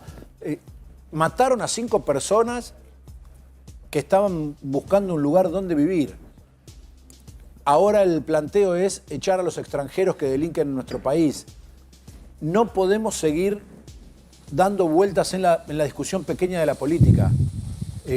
Lo que decíamos los otros días, explicarle a la mujer que hoy tenía que ir a comer a un comedor si la ley ómnibus pasa o no por el Congreso. Explicarle el caso que cuento siempre, una mujer con 4 hijos que come una vez por día y qué piensa de las cuasimonedas. Hay que dar una solución, hay que dejarse de joder con esto de la culpa es tuya, la culpa es mía, vos cuando antes, yo cuando ahora. ¿Y la solución cuál es? ¿Y cuándo se sientan y buscan cuál es la solución? Porque en el medio está la gente, hay un paro ahora el 24, no podemos seguir con esta discusión, la culpa es tuya, la culpa es mía. ¿Cuándo se va a buscar la solución, la respuesta? ¿Para qué? No para que no vuelva a gobernar un signo político u otro, para que no vuelva a suceder esto. Para que la gente que tiene derecho a tener una casa digna la tenga y que no 3 trasnochados los maten a tiros por ir a buscar un lugar donde poner una casilla que estaba loteada y que ahora los querían sacar. Bueno, la discusión que no se acaba nunca en nuestro bendito país, esto, de la cortedad de mirada que tienen los políticos. E insisto con esta imagen que yo daba de Manuel Adorni los otros días, diciendo, bueno, el Estado no está tan presente, entonces no equivoquen el camino. No es señalarle a Kicillof, que tendría que haber salido mucho más rápido a dar una respuesta, no recién hoy, pero no es señalándole, viste que no, porque no es una discusión chiquitita, te gané yo esta pelea. Mataron a 5 personas por ir a ocupar un terreno. Entonces, en vez de contestar una gilada, llamá al gobernador de la provincia de Buenos Aires y decirle, Kicillof, no te van con nada, vamos a buscar una solución a esto. Y después vemos, y después hago declaraciones, y después nos matamos a través de la televisión. Pero hay una solución para que esto no vuelva a pasar. Sí, a ver, uno sabe que en la política se viven tirando de un lado al otro y por abajo hay una vía de negociación, es parte de la teatralización, si vos pero querés. Está mal, Gonza. Ya sé que, pero pará, está mal. No, obvio que está mal. Lo que es, si querés, es entendible en algunas cuestiones de discusiones de parlamento, pero no en este tipo de casos. No, porque acá estamos hablando de una tragedia. ¿Quién es el bueno? Hay buenos y malos. Claro, hay personas que fueron asesinadas, hay gente que no tiene dónde vivir, y en el medio hay, como contamos acá, que tampoco no se ve que esté puesto el aparato estatal y en buena parte también la mirada de la justicia en resolver el tema de las usurpaciones, porque hay gente que no tiene dónde ir, pero hay gente que también es dueña de ese terreno y no tiene forma de ejercer su derecho. La vivienda, ¿no? La vivienda, claro. ¿Hay Ministerio de Vivienda? No está mal. Hay una secretaría que forma parte del Ministerio de Infraestructura. ¿Cuál es el plan de vivienda para la Argentina en los próximos 4 años? Qué buena pregunta. Sí, no hay. ¿Sabías por qué? Mirá, hubo 2... Sin tener el nombramiento, hubo 2 personas que pasaron por esa secretaría. ¿Ya? Claro, porque básicamente cuando armaron el esquema, molestó cómo habían levantado el perfil y cómo se había filtrado que podía llegar a ser, ¿sí? Eligieron afuera. Sí, Inti Alper y Iván Kerr. Verdad. O sea, hay un tercero. Claro, este es el tercero, o sea, la tercera opción. Bien, así estamos. Bueno, también, otra vez, No, acá hay un tema, si se quiere también, que atraviesa no la cuestión más judicial o de seguridad, me queda un poco grande, pero sí en la cuestión económica. Es difícil imaginar que con el esquema PPP, ¿no? de inversión público-privada, o de privada, porque en realidad ahora ni siquiera sería ese, se vaya a construir un barrio popular donde haya gente que de repente hoy no tiene vivienda. 1 a cada 3 personas que viven en la Argentina tienen una vivienda que debería ser mejorada, digamos. Tiene algún problema de índole habitacional, con lo cual es un gran problema en nuestro país. En general los programas de vivienda, además, bueno, se necesita 1 millón de vivienda y podés hacer, porque es muy costoso, mucho menos. Entonces me parece que ahí hay una... El Estado debería ayudar en distintas formas. Uno en general tiende a pensar solo en lo que es el crédito hipotecario. Eso es una herramienta para un sector de la población. Pero parece que falta mucho más, que tiene que ver con, sobre todo con los sectores más populares. Claro, ese es el que tema. es difícil que puedan acceder a un crédito hipotecario en una Argentina que no los ofrece ni siquiera, ¿no? Porque está bien lo que vos decís del crédito hipotecario, que en la Argentina no hay hace décadas. Pero, ¿y a esta gente quién le da un crédito? ¿Va a un banco a pedir un crédito y se lo dan? No, por eso no lo tiene y tampoco probablemente no tenga capacidad para el repago de ese crédito. Claro. Tampoco es que quiere comprarse un departamento en Caballito. Completamente. ¿No? Digo, porque estaba en una tosquera en el fondo de la Matanza. Es decir, la precariedad con la que vive probablemente hace que, bueno, de repente un terrenito en un lugar absolutamente marginal le cambia o le transforma la vida. Me parece que ahí tiene que estar muy presente el Estado, muy presente en todos los niveles, muy presente para tratar de facilitar esa cuestión. Y que vos de última, si haces un esfuerzo, te ganás unos manguitos, puedas ir acumulando tal vez en tu casa, en tu terrenito, ¿no? y demás, ¿no? Sí, mejora la calidad de vida. Bueno, y aunque no lo crean, seguimos hablando del mismo tema porque vamos a hablar de Milei en Davos. Sí, claro. Vamos a escuchar en este foro socialista que es el foro de Davos, ¿no? Anticapitalista. Se ríe, Hernán. La internacional comunista. El marxismo explícito. Claro. El marxismo de Davos es así. Ahora te vas a sacar las ganas vos. Dale, vamos a verlo. Ya lo vivimos nosotros y estamos acá para alertarlos acerca de lo que puede pasar si los países de Occidente, que se hicieron ricos con el modelo de la libertad, continúan por este camino de servidumbre. El caso argentino es la demostración empírica de que no importa cuán rico seas, cuántos recursos naturales tengas, no importa cuán capacitada esté la población, ni cuán educada sea, ni cuántos lingotes de oro haya en las arcas del Banco Central. Si se adoptan medidas que entorpecen el libre funcionamiento de los mercados, la libre competencia, los sistemas de precios libres, si se entorpece el comercio, si se atenta contra la propiedad privada, el único destino posible es la pobreza. Hernán, querido. Yo creo que Milei tuvo un éxito en el planteo de lo que quiso hacer en Davos. A ver. La verdad que hemos visto a muchos presidentes ir a Davos y uno podría decir analizamos, no analizamos. Instaló el tema. Le acaba de contestar Pedro Sánchez, o después de él habló Pedro Sánchez y le contestó, de hecho. Y en general, si uno repasa los diarios del mundo, han tomado el discurso de Milei, que por cierto ha sido muy disruptivo. Yo estoy en las antípodas de lo que plantea. Digo, ha dicho cosas como: el Estado es el problema de todo, y le intimó a los empresarios a que básicamente no se dejen presionar por el Estado, que no hagan nada que el Estado les pida. Se subleven. Se subleven, diría. No usó esa palabra, pero la rebelión de los empresarios. Rebelarse ante el Estado. Básicamente les dijo eso: rebélense frente al Estado. El Estado todo lo que lo hace mal. Fue al extremo de decir: el mercado no tiene fallas. Dijo el siguiente ejemplo. Dijo: bueno, si alguno cree que alguna cosa, porque su indicador dice que no funcionó alguna cosa en un momento y cree que es por una falla del Estado, revise los cálculos. Está mal. Del mercado. El mercado nunca se equivoca. El mercado no tiene fallas. El problema es del Estado, y allí fue cuando intimó básicamente a los empresarios a que no se dejen correr, digamos, por el Estado. Fue un discurso anti-Estado absoluto. Para mi forma, exagerado además en algunas cosas, inexacto en muchos de los datos, pero además exagerado porque básicamente dijo: bueno, básicamente todo el que no es libertario está cuestionando el capitalismo.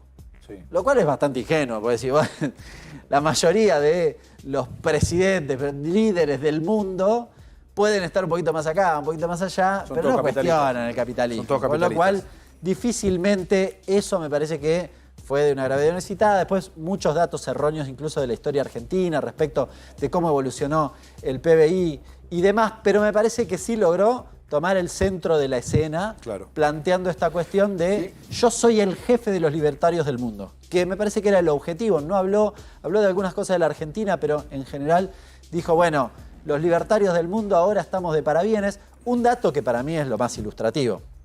Hace muy poquitito, hace un par de días atrás, salió un dato de Oxfam.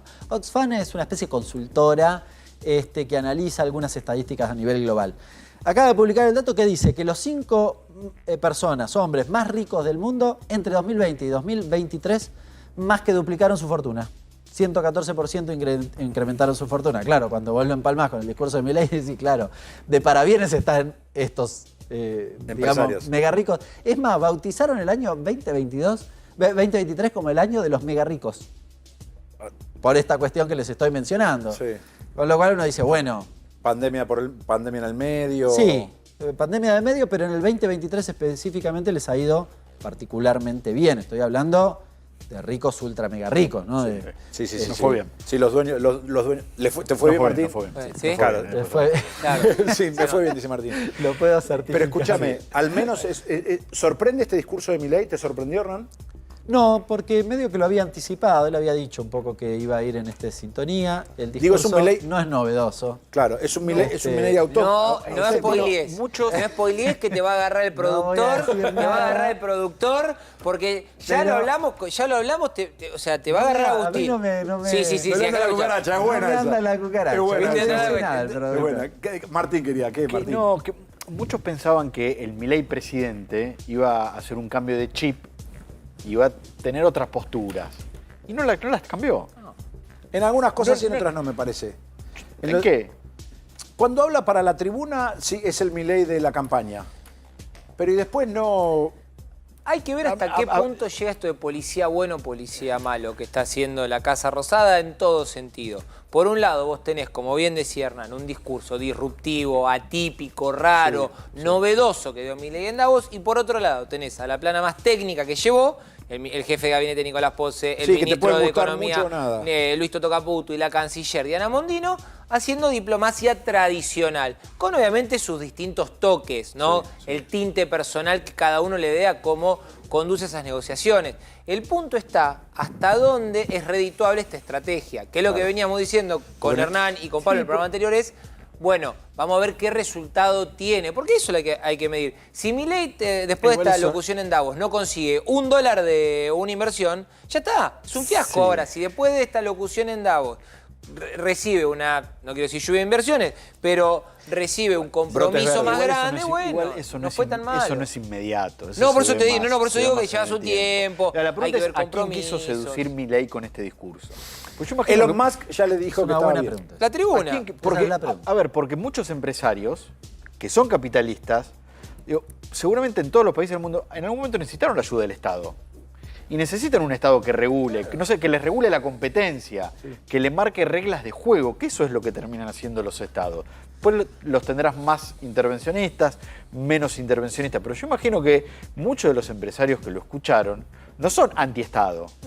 No, claramente. No es muy buena la pregunta. A mí me parece que no le habló a los empresarios, no quiso hablarle a los empresarios, aunque el discurso tiene muchos párrafos vinculados a ellos, sino que creo que le habló a, si querés, la parroquia libertaria mundial. Claro, ¿no? Yo soy el líder. Y sobre todo los líderes que sienten afinidad con Víctor la idea libertaria, decir, yo soy el que viene a Davos y es capaz de hacer este discurso y lo estoy haciendo en la Argentina y soy el número 1 de los libertarios. Me parece que fue un posicionamiento político en ese mundo, en esa parroquia libertaria, ¿no? Y hagamos una aclaración, que lo contamos durante el año pasado más de una vez con Carlos Burgueño, que el empresario del establishment argentino no apostó por Milei hasta último momento. Era frecuente, era habitual que en cada uno de los foros, por ejemplo, corríjanme, el de Bariloche, que no puedo acordar el nombre, LAMCHAM, también tuviste el coloquio de IDEA. Milei era tratado de una forma bastante el outsider, brutal, o sea, eran feos los cuestionamientos, había momentos de silencio, no había aplausos. Entonces, tampoco es que él tiene una relación, digamos, fluida con el empresariado. También es por eso lo que pasó Hernández, o sea, lo que dijo Hernández, fue un discurso más político, ¿no? Para su propio núcleo duro, en todo sentido, que otra cosa. Bueno, todo esto va a quedar en una anécdota si no Por eso. controla la inflación. En general, sí, Si no eso, controla la no, inflación. eso de ya. Lo escuché, a ver, no sé si Hernán se tapa los oídos, lo escuché a Cavallo, que dijo que para abril vamos a tener un 7% de inflación. Le cuelga un collar de melones. Hoy, Sí, me parece difícil. sí, hoy Caputo en Davos, hablando con colegas, dijo que esperaban que para fin de año haya Así buenos para fin de año números. llegar a un dígito. Ya, buenos números de inflación. El tema ahí son dos ¿Cómo cosas. llegamos? Bueno, por eso. Son dos cosas. La primera es que vos tenés una curva de incremento de tarifas febrero, marzo, abril, y después te arranca mayo, junio, empiezan los fríos, con lo cual el consumo es mayor y el impacto termina siendo significativo sobre el bolsillo. Me parece que el primer semestre es difícil que tengas una curva de descenso pronunciada. A eso agregale, creo que lo decíamos ayer, el tipo de cambio equivalente a los 800 pesos que vos tenías en diciembre, descontada la inflación, es algo así como 500 en marzo. Claro. Bueno, sí, lo decías ¿te ayer. liquida o sí. no te liquida? Sí, por eso es importante esto y lo que decíamos. A ver, si Milei se traía 20.000 millones de dólares con este discurso, Claro, es otra cosa. es otra cosa. Estamos discutiendo otro país, otra discusión en relación a la inflación y otra discusión en relación a lo que es el panorama económico de los próximos meses. Bueno, por ahora no. La veíamos a Cristalina Georgieva sacándose la foto, la selfie, Como todo la perfecto, novedad, pero le di claro. 4.000 millones de dólares. Por eso te digo, hay que esperar. O sea, la realidad es que todo lo que estamos viendo ahora en Davos no va a tener un efecto, una consecuencia ya. La va a tener en un mes, 2 meses, 3 meses. Si en ese lapso el gobierno no consigue inversiones y cuestiones para mostrar de política extranjera, política exterior, bueno, fue una mala participación. Si lo consigue, hay que decir, che, la verdad, estuvo bien. Quien habló hoy también fue Axel Kicillof, el gobernador de la provincia de Buenos Aires, haciendo mención a la temporada de verano turística. ¿Bajó la temporada por culpa de Milei o no? Esto decía Kicillof. Poder aportar desde el gobierno, porque no es gobierno o privados, es gobierno con privados y eso es lo que ha dado resultado. Veníamos del verano récord, viene Milei y lo pincha. Así que bueno. Gracias. Bueno, un razonamiento lineal otra vez, ¿no? Se pinchó todo por culpa de Milei. No sé cómo salimos de esto, la verdad. Porque el año... está bien lo que me dice Agustín. Atraviesa todas las discusiones que estamos teniendo, está atravesada por la culpa es tuya o la culpa es mía. Siempre la culpa es tuya, ¿no? Obviamente, pero digo, inseguridad, la culpa fue tuya, no fue mía. El tema de la vivienda... Bueno, acá hay medidas concretas. A ver. Podemos ponerlas sobre la mesa y discutimos y repartimos. A ver, por ejemplo. Y la devaluación, digamos, si vos llevas el dólar de 3.60 a 800 más el incremento del impuesto país y crees que eso no va a tener efecto porque supuestamente los precios estaban al tipo de cambio paralelo. ¿Pero la gente deja de ir a Mar del Plata? Claro. Yo creo que tiene que Si ver... a vos te incrementó... Hoy, a ver, recién hablábamos del 24. ¿Y la decisión del gobierno cuál fue de cara al 24? Suspender la convocatoria del Consejo del Salario. Sí. Bueno, ¿a quién perjudica? Al trabajador. laburante que puede ir a Mar del Plata. Sí.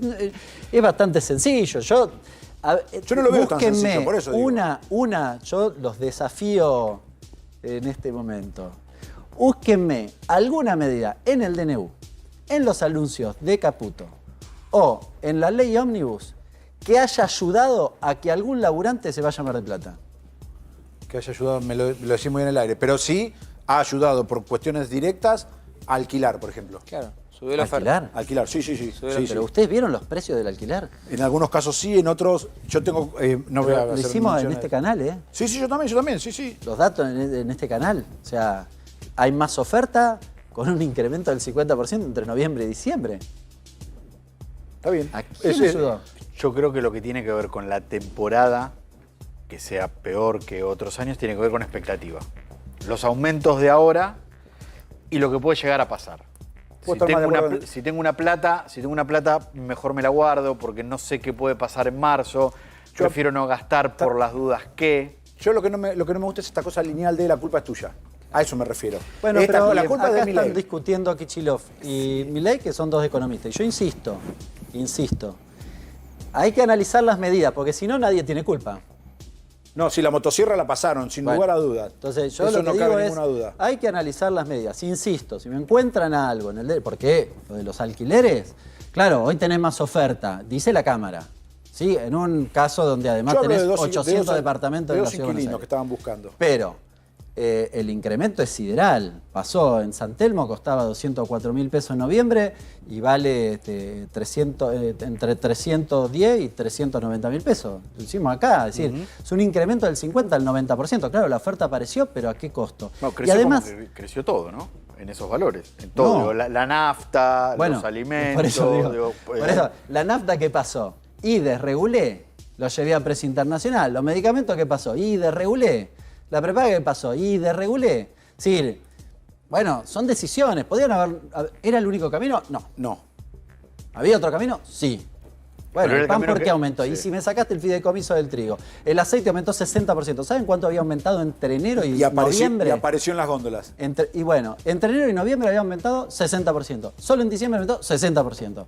Bueno, es difícil decir, pero otra vez, tenía que pasar. Pero ahí, ¿se podía hacer de otra manera? Es probable que sí. No había la famosa inflación reprimida que le llaman. Bueno, yo no comparto eso. No compartís.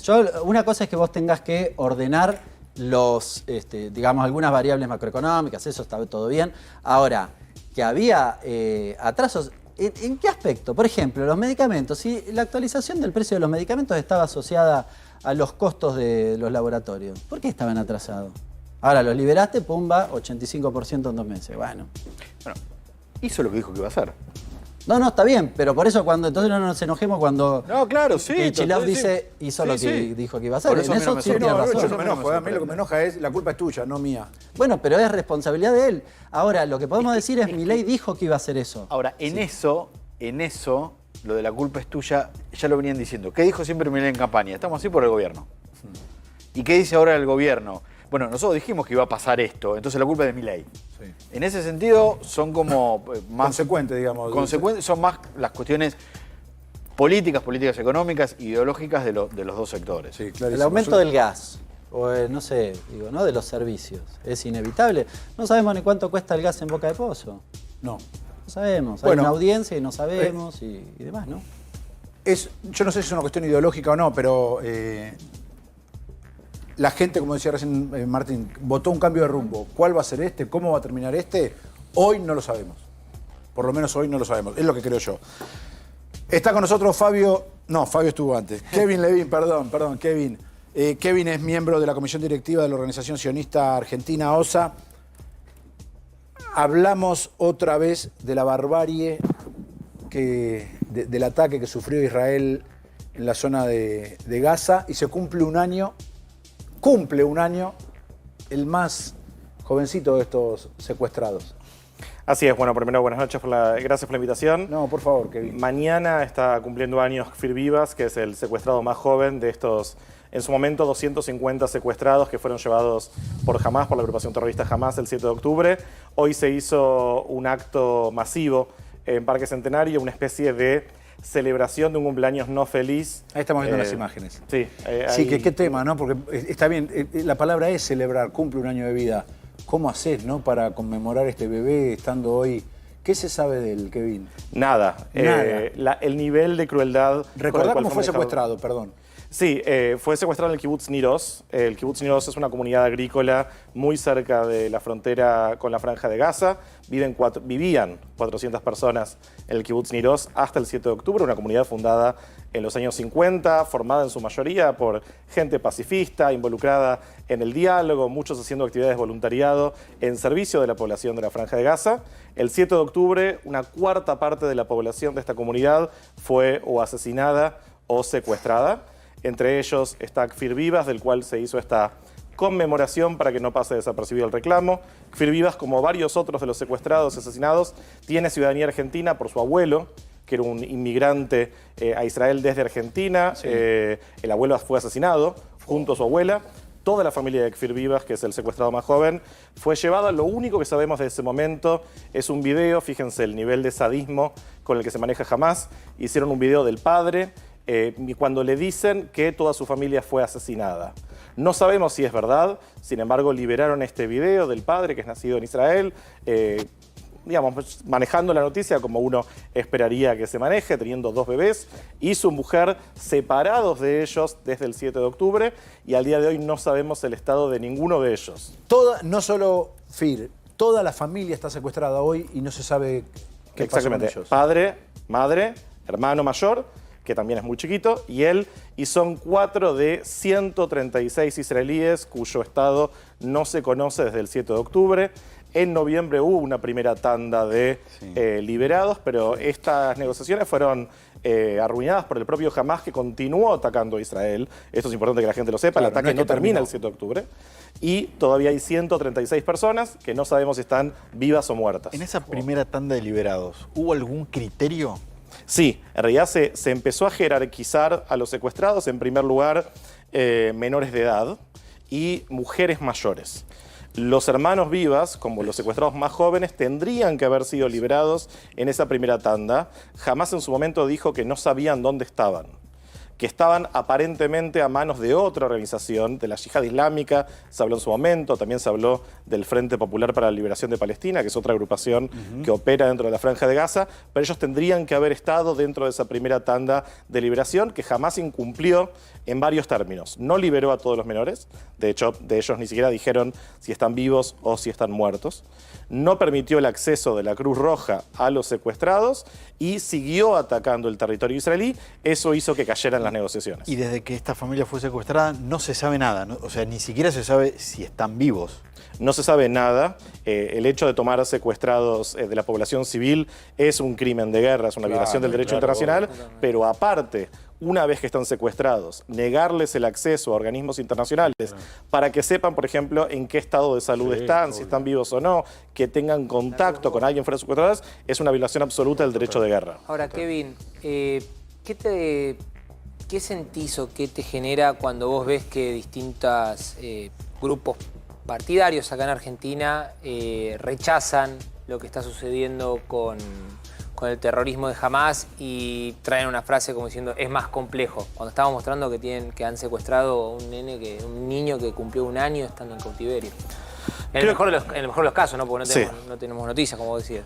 Acá operan varias cosas. Lamentablemente, desde el 7 de octubre hasta ahora vimos cierto tipo de relativismo aplicado a Israel, donde se supone que se condena el terrorismo, pero si las víctimas son israelíes, de repente no es tan grave, o sí, pero...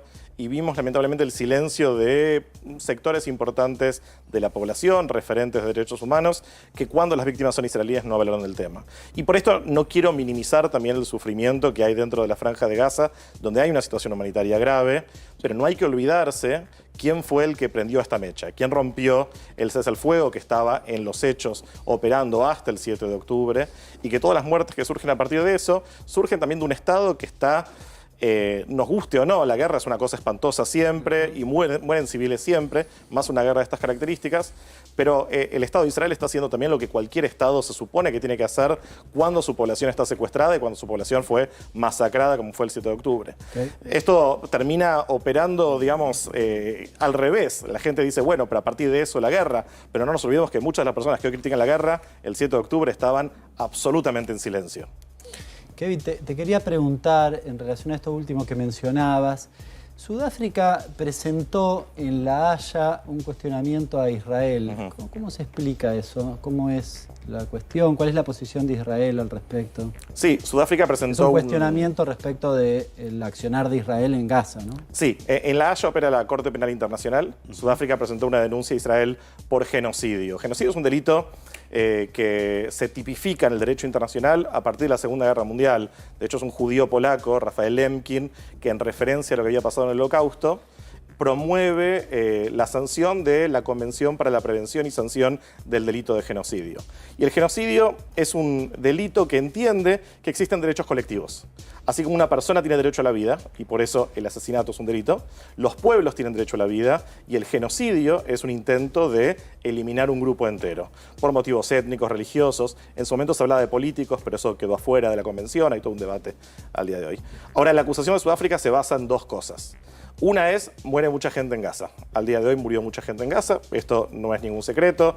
Hay algunas dudas sobre los números, porque la verdad es que hay pocos observadores imparciales en la Franja de Gaza que puedan determinar que los números que tenemos son verdaderos. Los números vienen del Ministerio de Salud manejado por Hamás. Y lo segundo es, hubo dirigentes israelíes que emitieron expresiones genocidas. Acá tenemos varios problemas. Primero, muchas de las expresiones que Sudáfrica plantea como evidencia son de dirigentes israelíes sí extremistas, sí radicales, pero la gran mayoría de ellos no son parte de la mesa de guerra, no están en un lugar de toma de decisiones frente a esta guerra. Solo decir que hay que arrasar Gaza, además, no es motivo suficiente para demostrar intencionalidad. El genocidio tiene que tener demostrado actos genocidas e intencionalidad genocida. Solo que los números sean altos no alcanza. Lo segundo es que Israel, si es un genocida bastante bruto, porque cometió actos como, por ejemplo, avisar de antemano zonas a bombardear, incluso lanzó una aplicación para que la población de Gaza pueda ver dónde se viene el ataque. Fue muy criticado cuando pidió evacuar el norte de Gaza. Justamente el objetivo era minimizar los muertos civiles, y eso fue criticado. Y permitió corredores humanitarios limitados por momentos, acceso de ayuda humanitaria y demás. ¿De quién sí está demostrada la intencionalidad genocida? De Hamás. Y de eso Sudáfrica no habla. Sin duda. Los dirigentes de Hamás hablan abiertamente de erradicar la presencia judía sobre el territorio. Sí. Los dirigentes de Hamás cometieron prácticas típicamente genocidas, como por ejemplo apartar a bebés de sus familias. Y así todo, cuando empezó la guerra, continuaron su ataque hacia Israel. Y esto Sudáfrica no lo menciona. Claro. No, me da la impresión de que quizás lo de Hamás no justifica, y te pregunto, ¿es solo un encuadre, el accionar de Israel, digo, ¿es solo un encuadre en el término genocidio? ¿En qué sentido? La discusión. Bueno, digo, es que Sudáfrica está técnicamente acusando... decís, no sería genocidio por estas dos razones. Sí. Pero digamos... Bueno, Sudáfrica es el que trajo el término en esta guerra, porque uno puede decir, bueno, estamos preocupados por la cantidad de muertes civiles que hay. Hay explicaciones que explican por qué hay tantos muertos civiles, el hecho de que la Franja de Gaza es un territorio de 360 kilómetros cuadrados con más de 2 millones de personas, que jamás creó una red de túneles subterráneos donde están escondidos sus dirigentes y muy probablemente también los secuestrados. Todo esto hace, y por supuesto jamás está usando a la propia población de Gaza como escudo humano, mientras ellos están muy seguros en la parte subterránea, y estos números de hecho son beneficiosos políticamente. Entonces, ¿por qué Sudáfrica plantea esto? ¿Cuál es el historial? No, se me pierde, perdón. Sí. Sudáfrica en primer lugar tiene una relación conflictiva con el Estado de Israel. En el contexto de la Guerra Fría, Israel, un poco por motivación de Estados Unidos, fue uno de los últimos países en continuar comerciando con el régimen del apartheid cuando existía el boicot internacional. Pero por otro lado hay que recordar el tema de los BRICS. Sudáfrica también está apuntando a cierto tipo de liderazgo alternativo que reemplace el liderazgo de las grandes potencias, y esto posiciona a Sudáfrica de alguna forma como un referente en el tercer mundo. Esto le sirve a Sudáfrica para profundizar sus vínculos con buena parte del mundo árabe, con Irán, con países como Brasil que apoyaron el reclamo sudafricano en La Haya. Hay una motivación política en Sudáfrica para avanzar, y hay lazos muy estrechos ya formados hace décadas entre Sudáfrica y el liderazgo palestino. Entonces, Sudáfrica, lamentablemente, tal vez las intenciones son buenas, pero está operando de alguna forma como brazo legal de Hamás. Y esto, la verdad es que debería generar una condena, porque a todo, mientras estamos en esta discusión sobre genocidio o no, o sí, defensa propia o no, Hamás siempre tiene las llaves para parar esta guerra, pudiendo liberar a los prisioneros y entregando a los responsables del 7 de octubre. Y eso no pasa. Y mientras Israel, atacado el 7 de octubre, se ve obligado a defenderse frente a su respuesta al 7 de octubre. Es un poco paradójico lo que está pasando. Kevin, ¿siguen abiertas las negociaciones con Hamás por el resto de los rehenes? ¿Y cuáles fueron las últimas novedades que hay sobre los rehenes? Hubo videos que se publicaron. El último fue esta semana, donde publicaron el testimonio de 3 rehenes, de los cuales no se sabe en qué fecha fueron grabados. Fíjense el nivel de sadismo con el que se maneja Hamás. Al final del video que por cierto lo vieron los familiares de los secuestrados, toda la sociedad israelí, está disponible en internet, dijeron: mañana les contamos cómo terminaron estos rehenes. 2 de ellos asesinados. Una de ellas aparentemente está viva, Noa Argamani. La madre de Noa Argamani, lo saben todos los israelíes y también salió bastante en medios internacionales, está muriendo con un cáncer terminal de cerebro y lo único que pide es ver a su hija una vez más. No sabemos si eso va a pasar, pero no hay una lista que nos dé una idea del estado de todos estos 136 rehenes que están en ¿Hay Gaza. negociaciones abiertas? No abiertas. Hubo desde el 7 de octubre negociaciones a través de Qatar, a través de Egipto, países que funcionan como mediadores, pero hoy abiertamente no hay negociaciones en pie. Los planteos que viene haciendo Hamás públicamente son considerados inaceptables por el Estado de Israel. Uno de ellos es liberar a todos los prisioneros que tiene Israel, de prisioneros palestinos. Muchos de ellos son terroristas convictos. Y el otro reclamo que hacen fuertemente es parar la guerra, que Israel dice: no podemos parar la guerra porque no podemos volver a nuestra vida normal hasta terminar con la amenaza de Hamás, no después del 7 de octubre que cambió todo. ¿Cuántos argentinos hay todavía entre los secuestrados? No lo sé, en su momento se hablaba de 19. Bueno, obviamente están los vivas, que son 3, en realidad, que son ciudadanos israelíes, porque el padre no lo es.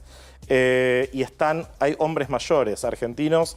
Deben ser menos de 10, pero todavía hay argentinos dentro de la Franja de Gaza. ¿Y tuvieron contacto con las autoridades argentinas por esta cuestión, con Cancillería, por los argentinos que todavía están secuestrados por Hamás? Sí, ya desde... Alberto Fernández en su momento había tenido reuniones con familiares. Perdón, están los hermanos Horn, no me quiero olvidar, que son 2 hermanos de acá, de Villa Crespo, muy conocidos acá en la comunidad, que están secuestrados. La familia también viene haciendo una movida muy grande para concientizar sobre su estado. Y bueno, ojalá que todos, argentinos y no argentinos, aparezcan. Hubo contactos tanto con el gobierno de Alberto Fernández como con el gobierno de Milei. Es difícil pensar que Argentina tenga una especie de poder particular para liberarlos, pero ojalá esto suceda. Sí, hasta ahora, fuera de Israel, Rusia tuvo éxito en liberar a un prisionero de ciudadanía rusa. Se liberaron también tailandeses y otros trabajadores del sudeste asiático, pero Argentina no consiguió todavía liberar a todos sus prisioneros. Sí salieron muchos por ser mujeres mayores y menores de edad, pero los vivas y los hombres principalmente lo están. Otros casos también que se hablaron mucho en los medios, como el caso de Ron Sherman, que era el sobrino de León Gieco. Se encontró su cuerpo y bueno, fue uno de muchos soldados que se declararon ya muertos, que en su momento se pensaba secuestrados. Quienes fueron liberados, vos marcabas algunas nacionalidades. ¿Eso tiene que ver con la posible afinidad de Hamás o de Palestina con alguno de esos países? Sí, en el caso de Rusia se sabía que Rusia tenía un poder de apalancamiento interesante por el vínculo entre Rusia e Irán, por ejemplo, y los vínculos entre Hamás e Irán a la vez. Y también los países del sudeste asiático, es como que Hamás dijo, no eran ciudadanos israelíes, a diferencia de los argentinos que están secuestrados en Gaza, que son ciudadanos duales, tienen ciudadanía argentina, israelí, como también hay estadounidenses. Estados Unidos tampoco consiguió liberar a todos sus secuestrados y se pensaba que eso iba a salir. Así que si no pudo Estados Unidos, imagínense cuánto más difícil para Argentina. Y Kevin, para tratar de entender, es inentendible, pero para tratar de entender, vos sos muy crítico y has sido muy crítico con todo lo que tiene que ver con la inteligencia, que no sé si se podía prever esto o no, pero ¿cómo se explica la cantidad de gente civil que trabajaba del lado de Israel que después terminó siendo cómplice de los terroristas que ingresaron? ¿Durante tanto tiempo se puede infiltrar a la comunidad israelí y que termine de esta manera? Si es que fue así, ¿eh? Sí. Hay muchas preguntas que todavía hace falta hacerse, sobre todo cuando termine la guerra y se normalice la situación de seguridad. Sí se entiende que parte de lo que llevó al ataque del 7 de octubre fue que hubo personas que entraban a Israel con permisos para trabajar. Esto tenía que ver en parte con intentar aliviar la situación humanitaria en la Franja de Gaza, donde los sueldos son mucho más bajos que en Israel, que está al lado, y una necesidad también por parte de Israel de proveerse de mano de obra, sobre todo para trabajos manuales, en asentamientos agrícolas y demás. Yo esto lo he visto en mis varias visitas que estuve en Israel. Ahora, como evidencia de que la situación con Gaza estaba bastante estable, se hablaba incluso de ampliar estos permisos, de los cuales había docenas de miles de palestinos que llegaban día a día y trabajaban principalmente como jornaleros en los campos israelíes. Se cree, pero todavía no vi nada, digamos, afirmado como un hecho, que parte de estas personas que entraron, pueden haber hecho tareas de inteligencia e incluso haber adelantado el trabajo que permitió la infiltración del 7 de octubre. Esto tiene consecuencias muy graves. Hoy en día están suspendidos estos permisos de trabajo, lo cual por supuesto también afecta la forma de vida, la manutención de muchísimas familias palestinas que vivían ahí, y tiene consecuencias también a largo plazo, porque hace que sea muy difícil después normalizar la situación. Una vez que se termine la guerra, que esperemos sea pronto, estas personas difícilmente van a poder volver a Israel hasta que todas pasen una investigación de seguridad para liberarlos de este tema. Y ese es muy grave, porque de eso vivían miles de familias. Grave y complejo, y la verdad lo más impactante de todo es esto que vos contabas, ¿no? El sadismo y la barbarie de hasta de jactarse en el dolor y en el sufrimiento ajeno. Lamentablemente el terrorismo hace uso del sadismo. Hamas es una agrupación terrorista, independientemente de lo que pensemos sobre Israel, sobre la situación palestina. Claro, sí. Hoy las grandes víctimas del accionar de Hamas, además de los secuestrados, además de los israelíes que están de luto, son también los propios palestinos que hoy están sufriendo las consecuencias del accionar de Hamas, que actúa con absoluta indiferencia hacia el bienestar del pueblo palestino. Gracias por tu tiempo, Kevin. Gracias a ustedes. Te vamos a seguir acompañando siempre con la causa de Israel. Muchísimas gracias. Gracias a ustedes. Gracias. Gonza, ¿qué pasó con los gobernadores y los hidrocarburos? Bueno, hoy, Carlos, se reunió un organismo que supo tener mucha trascendencia en los 80, en los 90, que se apagó un poco a principio de los 2000 y que volvió a tener una relevancia cerca del 2020. Se llama la OFEPI. La OFEPI es OFEPI, Organización de Estados Productores de Hidrocarburos, donde tenés, para que te hagas una idea, Neuquén, Mendoza, La Pampa, Chubut, Río Negro, Tierra del Fuego, Santa Cruz, Formosa, Salta y Jujuy. Por ahí me estoy olvidando. ¿Los acordaste todos? Y bueno, lo que es haber estudiado. Sí, dale. Sin repetir y sin soplar. Claro, sin repetir y sin soplar. Hoy se reunieron en el Consejo Federal de Inversiones, el CFI, para marcarle una hoja de ruta al gobierno. ¿Cuál es la hoja de ruta? Muchachos, con la nuestra no. Básicamente, no queremos que nos toquen cuestiones. Nadie quiere que le toquen la guita. Claro, bueno, viejo. Dale, perdón, dale. No me meta la mano en el bolsillo, básicamente no. Fuera de todo chiste, se reunieron para hacerle una serie de recomendaciones al gobierno en términos de política de combustibles, de hidrocarburos, es decir, hasta acá podés llegar, hay que sentarse a negociar. La novedad, que para mí es lo más llamativo, es que gobernadores que tienen o que están en las antípodas de los pensamientos están unidos en esta causa. Por ejemplo, Gildo Infran, el gobernador de Formosa, y Alfredo Cornejo, el gobernador de Mendoza. Claro, es agua y aceite. Sí. Pero ambos estuvieron de acuerdo en este comunicado que estamos mostrando, que es amplísimo, porque básicamente lo que está diciendo es: necesitamos que el gobierno nos tenga en cuenta para tratar cuestiones vinculadas a la política de hidrocarburos. Y como eso te decía también, Siloto de La Pampa, que tiene que ver en ideología política con Ignacio Torres de Chubut. Son de dos partidos distintos. La clave es que acá se está armando un dique de contención, si vos querés, que contiene alianzas que hasta hace poco eran impensadas. Que no tienen nada que ver uno con el otro en la forma de administrar, en la forma de ver la política y demás. A ver, hacelo correr un poquito más para comunicado. Más que comunicado, esto es un informe, por así decirlo, porque lo que están diciendo son las cuestiones que no les gusta de lo que está. Y otro tema no menor, que es, lo vemos ahí arriba, perdón que se me pasó, que habla de la Constitución Nacional. ¿Por qué? Claro. ¿Qué le están remarcando las provincias de los FEPI al gobierno en cuanto a la Constitución Nacional? Las provincias de los FEPI. Los FEPI, claro, sí. Está bien, no, los FEPI. ¿Te parece chistoso, gracioso? No, los FEPI. Está bien, es la primera que lo escucho, ¿no? Está bien. Me desasnaste en esto, los FEPI. Yo te voy a decir algo con... los FEPI. Voy a contar algo, mi tío fue presidente de ese organismo, entonces por eso uno lo conoce. Bueno, chicos, perdón, discúlpenme, fue durante... De ahí viene el sol. Por eso no, bueno, pero es una realidad, por eso lo conozco. Por eso está bien. Es más, aparte te voy a decir un dato. se habló mucho de los FEPI en 2020 porque Axel Kicillof, el gobernador de la provincia de Buenos Aires, como en la provincia están la mayoría de las refinerías, Claro, quería obvio. participar porque los FEPI te permiten, entre otras cosas, tener una injerencia en la política de hidrocarburos y Kicillof viene a sin vetar. duda. Dale. Pero lo que veíamos ahí es el artículo 124 de la Constitución Nacional, que ¿qué dice? Muchachos, las provincias son los dueños de los recursos naturales, Claro. no el Estado Nacional. Así que, si querés meter esto sin consultar, tocar esto sin consultar, ¡afuera! En la ley Ómnibus incluían un artículo que decía una cosa que es francamente inconstitucional, no pasaba ningún análisis, que era básicamente que el Estado Nacional podía otorgar concesiones para la explotación hidrocarburífera. Esto trajo cola. Nada. Es imposible que se aplique, pero bueno, los gobernadores aprovecharon un poco la situación para decir que marcamos la cancha. No muy distinto había sido la discusión con el tema del litio. Del litio, sin duda. Sí. Idéntica. Había algunos avances sobre las atribuciones provinciales sustentados además en la Constitución del 94. Sí, sí, uno claro. puede estar de acuerdo, Moderna. no, lo que quiera, pero lo dice la Constitución, no lo dice ni siquiera una ley. Con lo cual, yo creo que ahí el gobierno no pisó muy sobre seguro, porque terminó juntando, esto que decía Gonzalo, juntando a gobernadores de mirada Sí, muy lo junta el distinta. espanto y no el amor. Te agrego una cuestión. A ver. Casi un anticipo. Están avanzando esos mismos gobernadores. Acá vino el gobernador de Chubut y nos lo Claro, confirmaba. Ignacio Torres.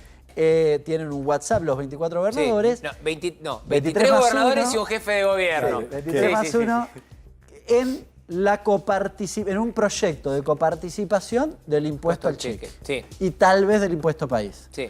Lo cual es un gran problema para el gobierno, un dolor de cabeza significativo, porque quería revertir ganancias para básicamente ahorrarse un 0,5 del PBI. Bueno, ahora los gobernadores le están sacando más plata obvio. casi. Y bueno, son las reglas de patear todos los Y tableros. de esta reunión también salió algo que el impulsor fue el gobernador de Chubut, Ignacio Torres, que es para marcarle la cancha también al gobierno en otro ámbito, en cual las empresas públicas, YPF, Sí. que es básicamente, mira, si vos tenés un pozo que no estás explotando, te lo voy a licitar. O sea, Estado provincial... ¿Quién plantea eso? Las provincias de los FEPI. Estado provincial dice, si YPF no explota, Está bien. no invierte, Sí. se lo doy a otra persona, se lo doy a otra empresa, porque yo necesito Bueno, tener el libre actividad. comercio. Necesito tener actividad en mi provincia. El famoso, las reglas del mercado. La regla del mercado, eso quise decir, la regla del mercado. Y con respecto a lo que mencionaba Hernán de los impuestos coparticipables, el gobierno terminó blanqueando algo que habíamos contado acá el año pasado, cuando adelantamos que no se iba a tratar al principio en extraordinarias la marcha atrás con la cuarta categoría del impuesto a las ganancias, que básicamente el gobierno lo que está diciendo ahora es, si quieren ganancias, muchachos, primero hay que aprobar la ley Ómnibus. Claro. Entramos en esa etapa de meseta en las negociaciones. Y otra vez, a ver cómo salimos de esto. Y Agustín, ¿cómo salimos de esto? Vamos. Si el productor resuelve, se haga cargo de esta Epa. cuestión. Vamos a conocer un caso. Gendarmería realizó un importante allanamiento, un importante operativo. Tengan en cuenta que cuando hay animales que son autóctonos o que tienen que ser preservados Como y se los nosotros. venden en el mercado ilegal, uno solo sobrevive de 10. Vos tenés en cautiverio 10 animales, uno solo sobrevive a la vida en cautiverio. Por eso este operativo Nido de Cotorras. ¿Tenés las imágenes? Es muy fuerte esto, ¿eh?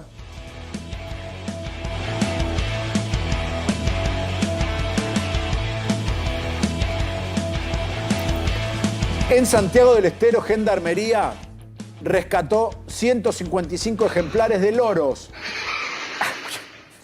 ¿Cómo? Escucha, imágenes exclusivas, el audio es increíble. ¿Venta ilegal de loros? Venta ilegal ¿Sí? de aves. El loro es un ave que no la tenés que tener en tu casa. ¿Viste que muchos tienen, mira qué lindo, Sí, habla? loro, que habla cuando llego. No, es un animal salvaje, no lo podés tener en tu casa. Son 155 ejemplares de loros que fueron rescatados por... ¿Qué están diciendo? Truene, te El audio queremos. es buenísimo. ¿Cuál es la diferencia entre el loro y la cotorra? Entre el loro y la cotorra, como mucha gente no lo sabe, Sí, por eso pregunto. pasan estas cosas. Mirá, mirá las imágenes, poné la foto, Agustín. Si yo te pregunto a vos, ¿esto es un loro o una cotorra? No lo sé. Hernán, no mires para otro lado. ¿Esto es un loro o una cotorra? No tengo la más pálida idea. Esto Así ¿sabés más qué de es? uno se ha confundido. Acá, ¿no me preguntás? Perdón, porque vos sabés. Pero Gonza, ¿esto es un loro o una cotorra? Son aves. A mí me venden gato por liebre, ya cotorra por... ¿Y cuál es el tema? Más Y de acá uno, y más acá de está el uno punto. pensó que era cotorra y no. Exactamente. Aquí lo que estamos viendo es una cotorra desteñida. No. No, ¿por qué te reís?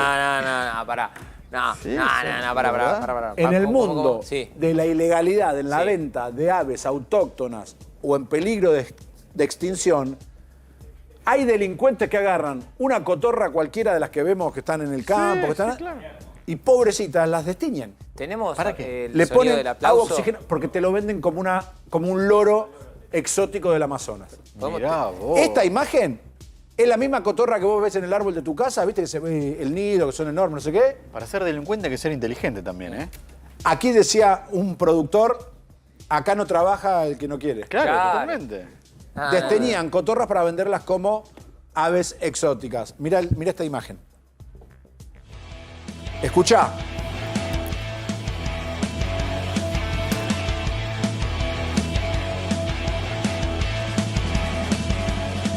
Escuchá ahora, presta atención.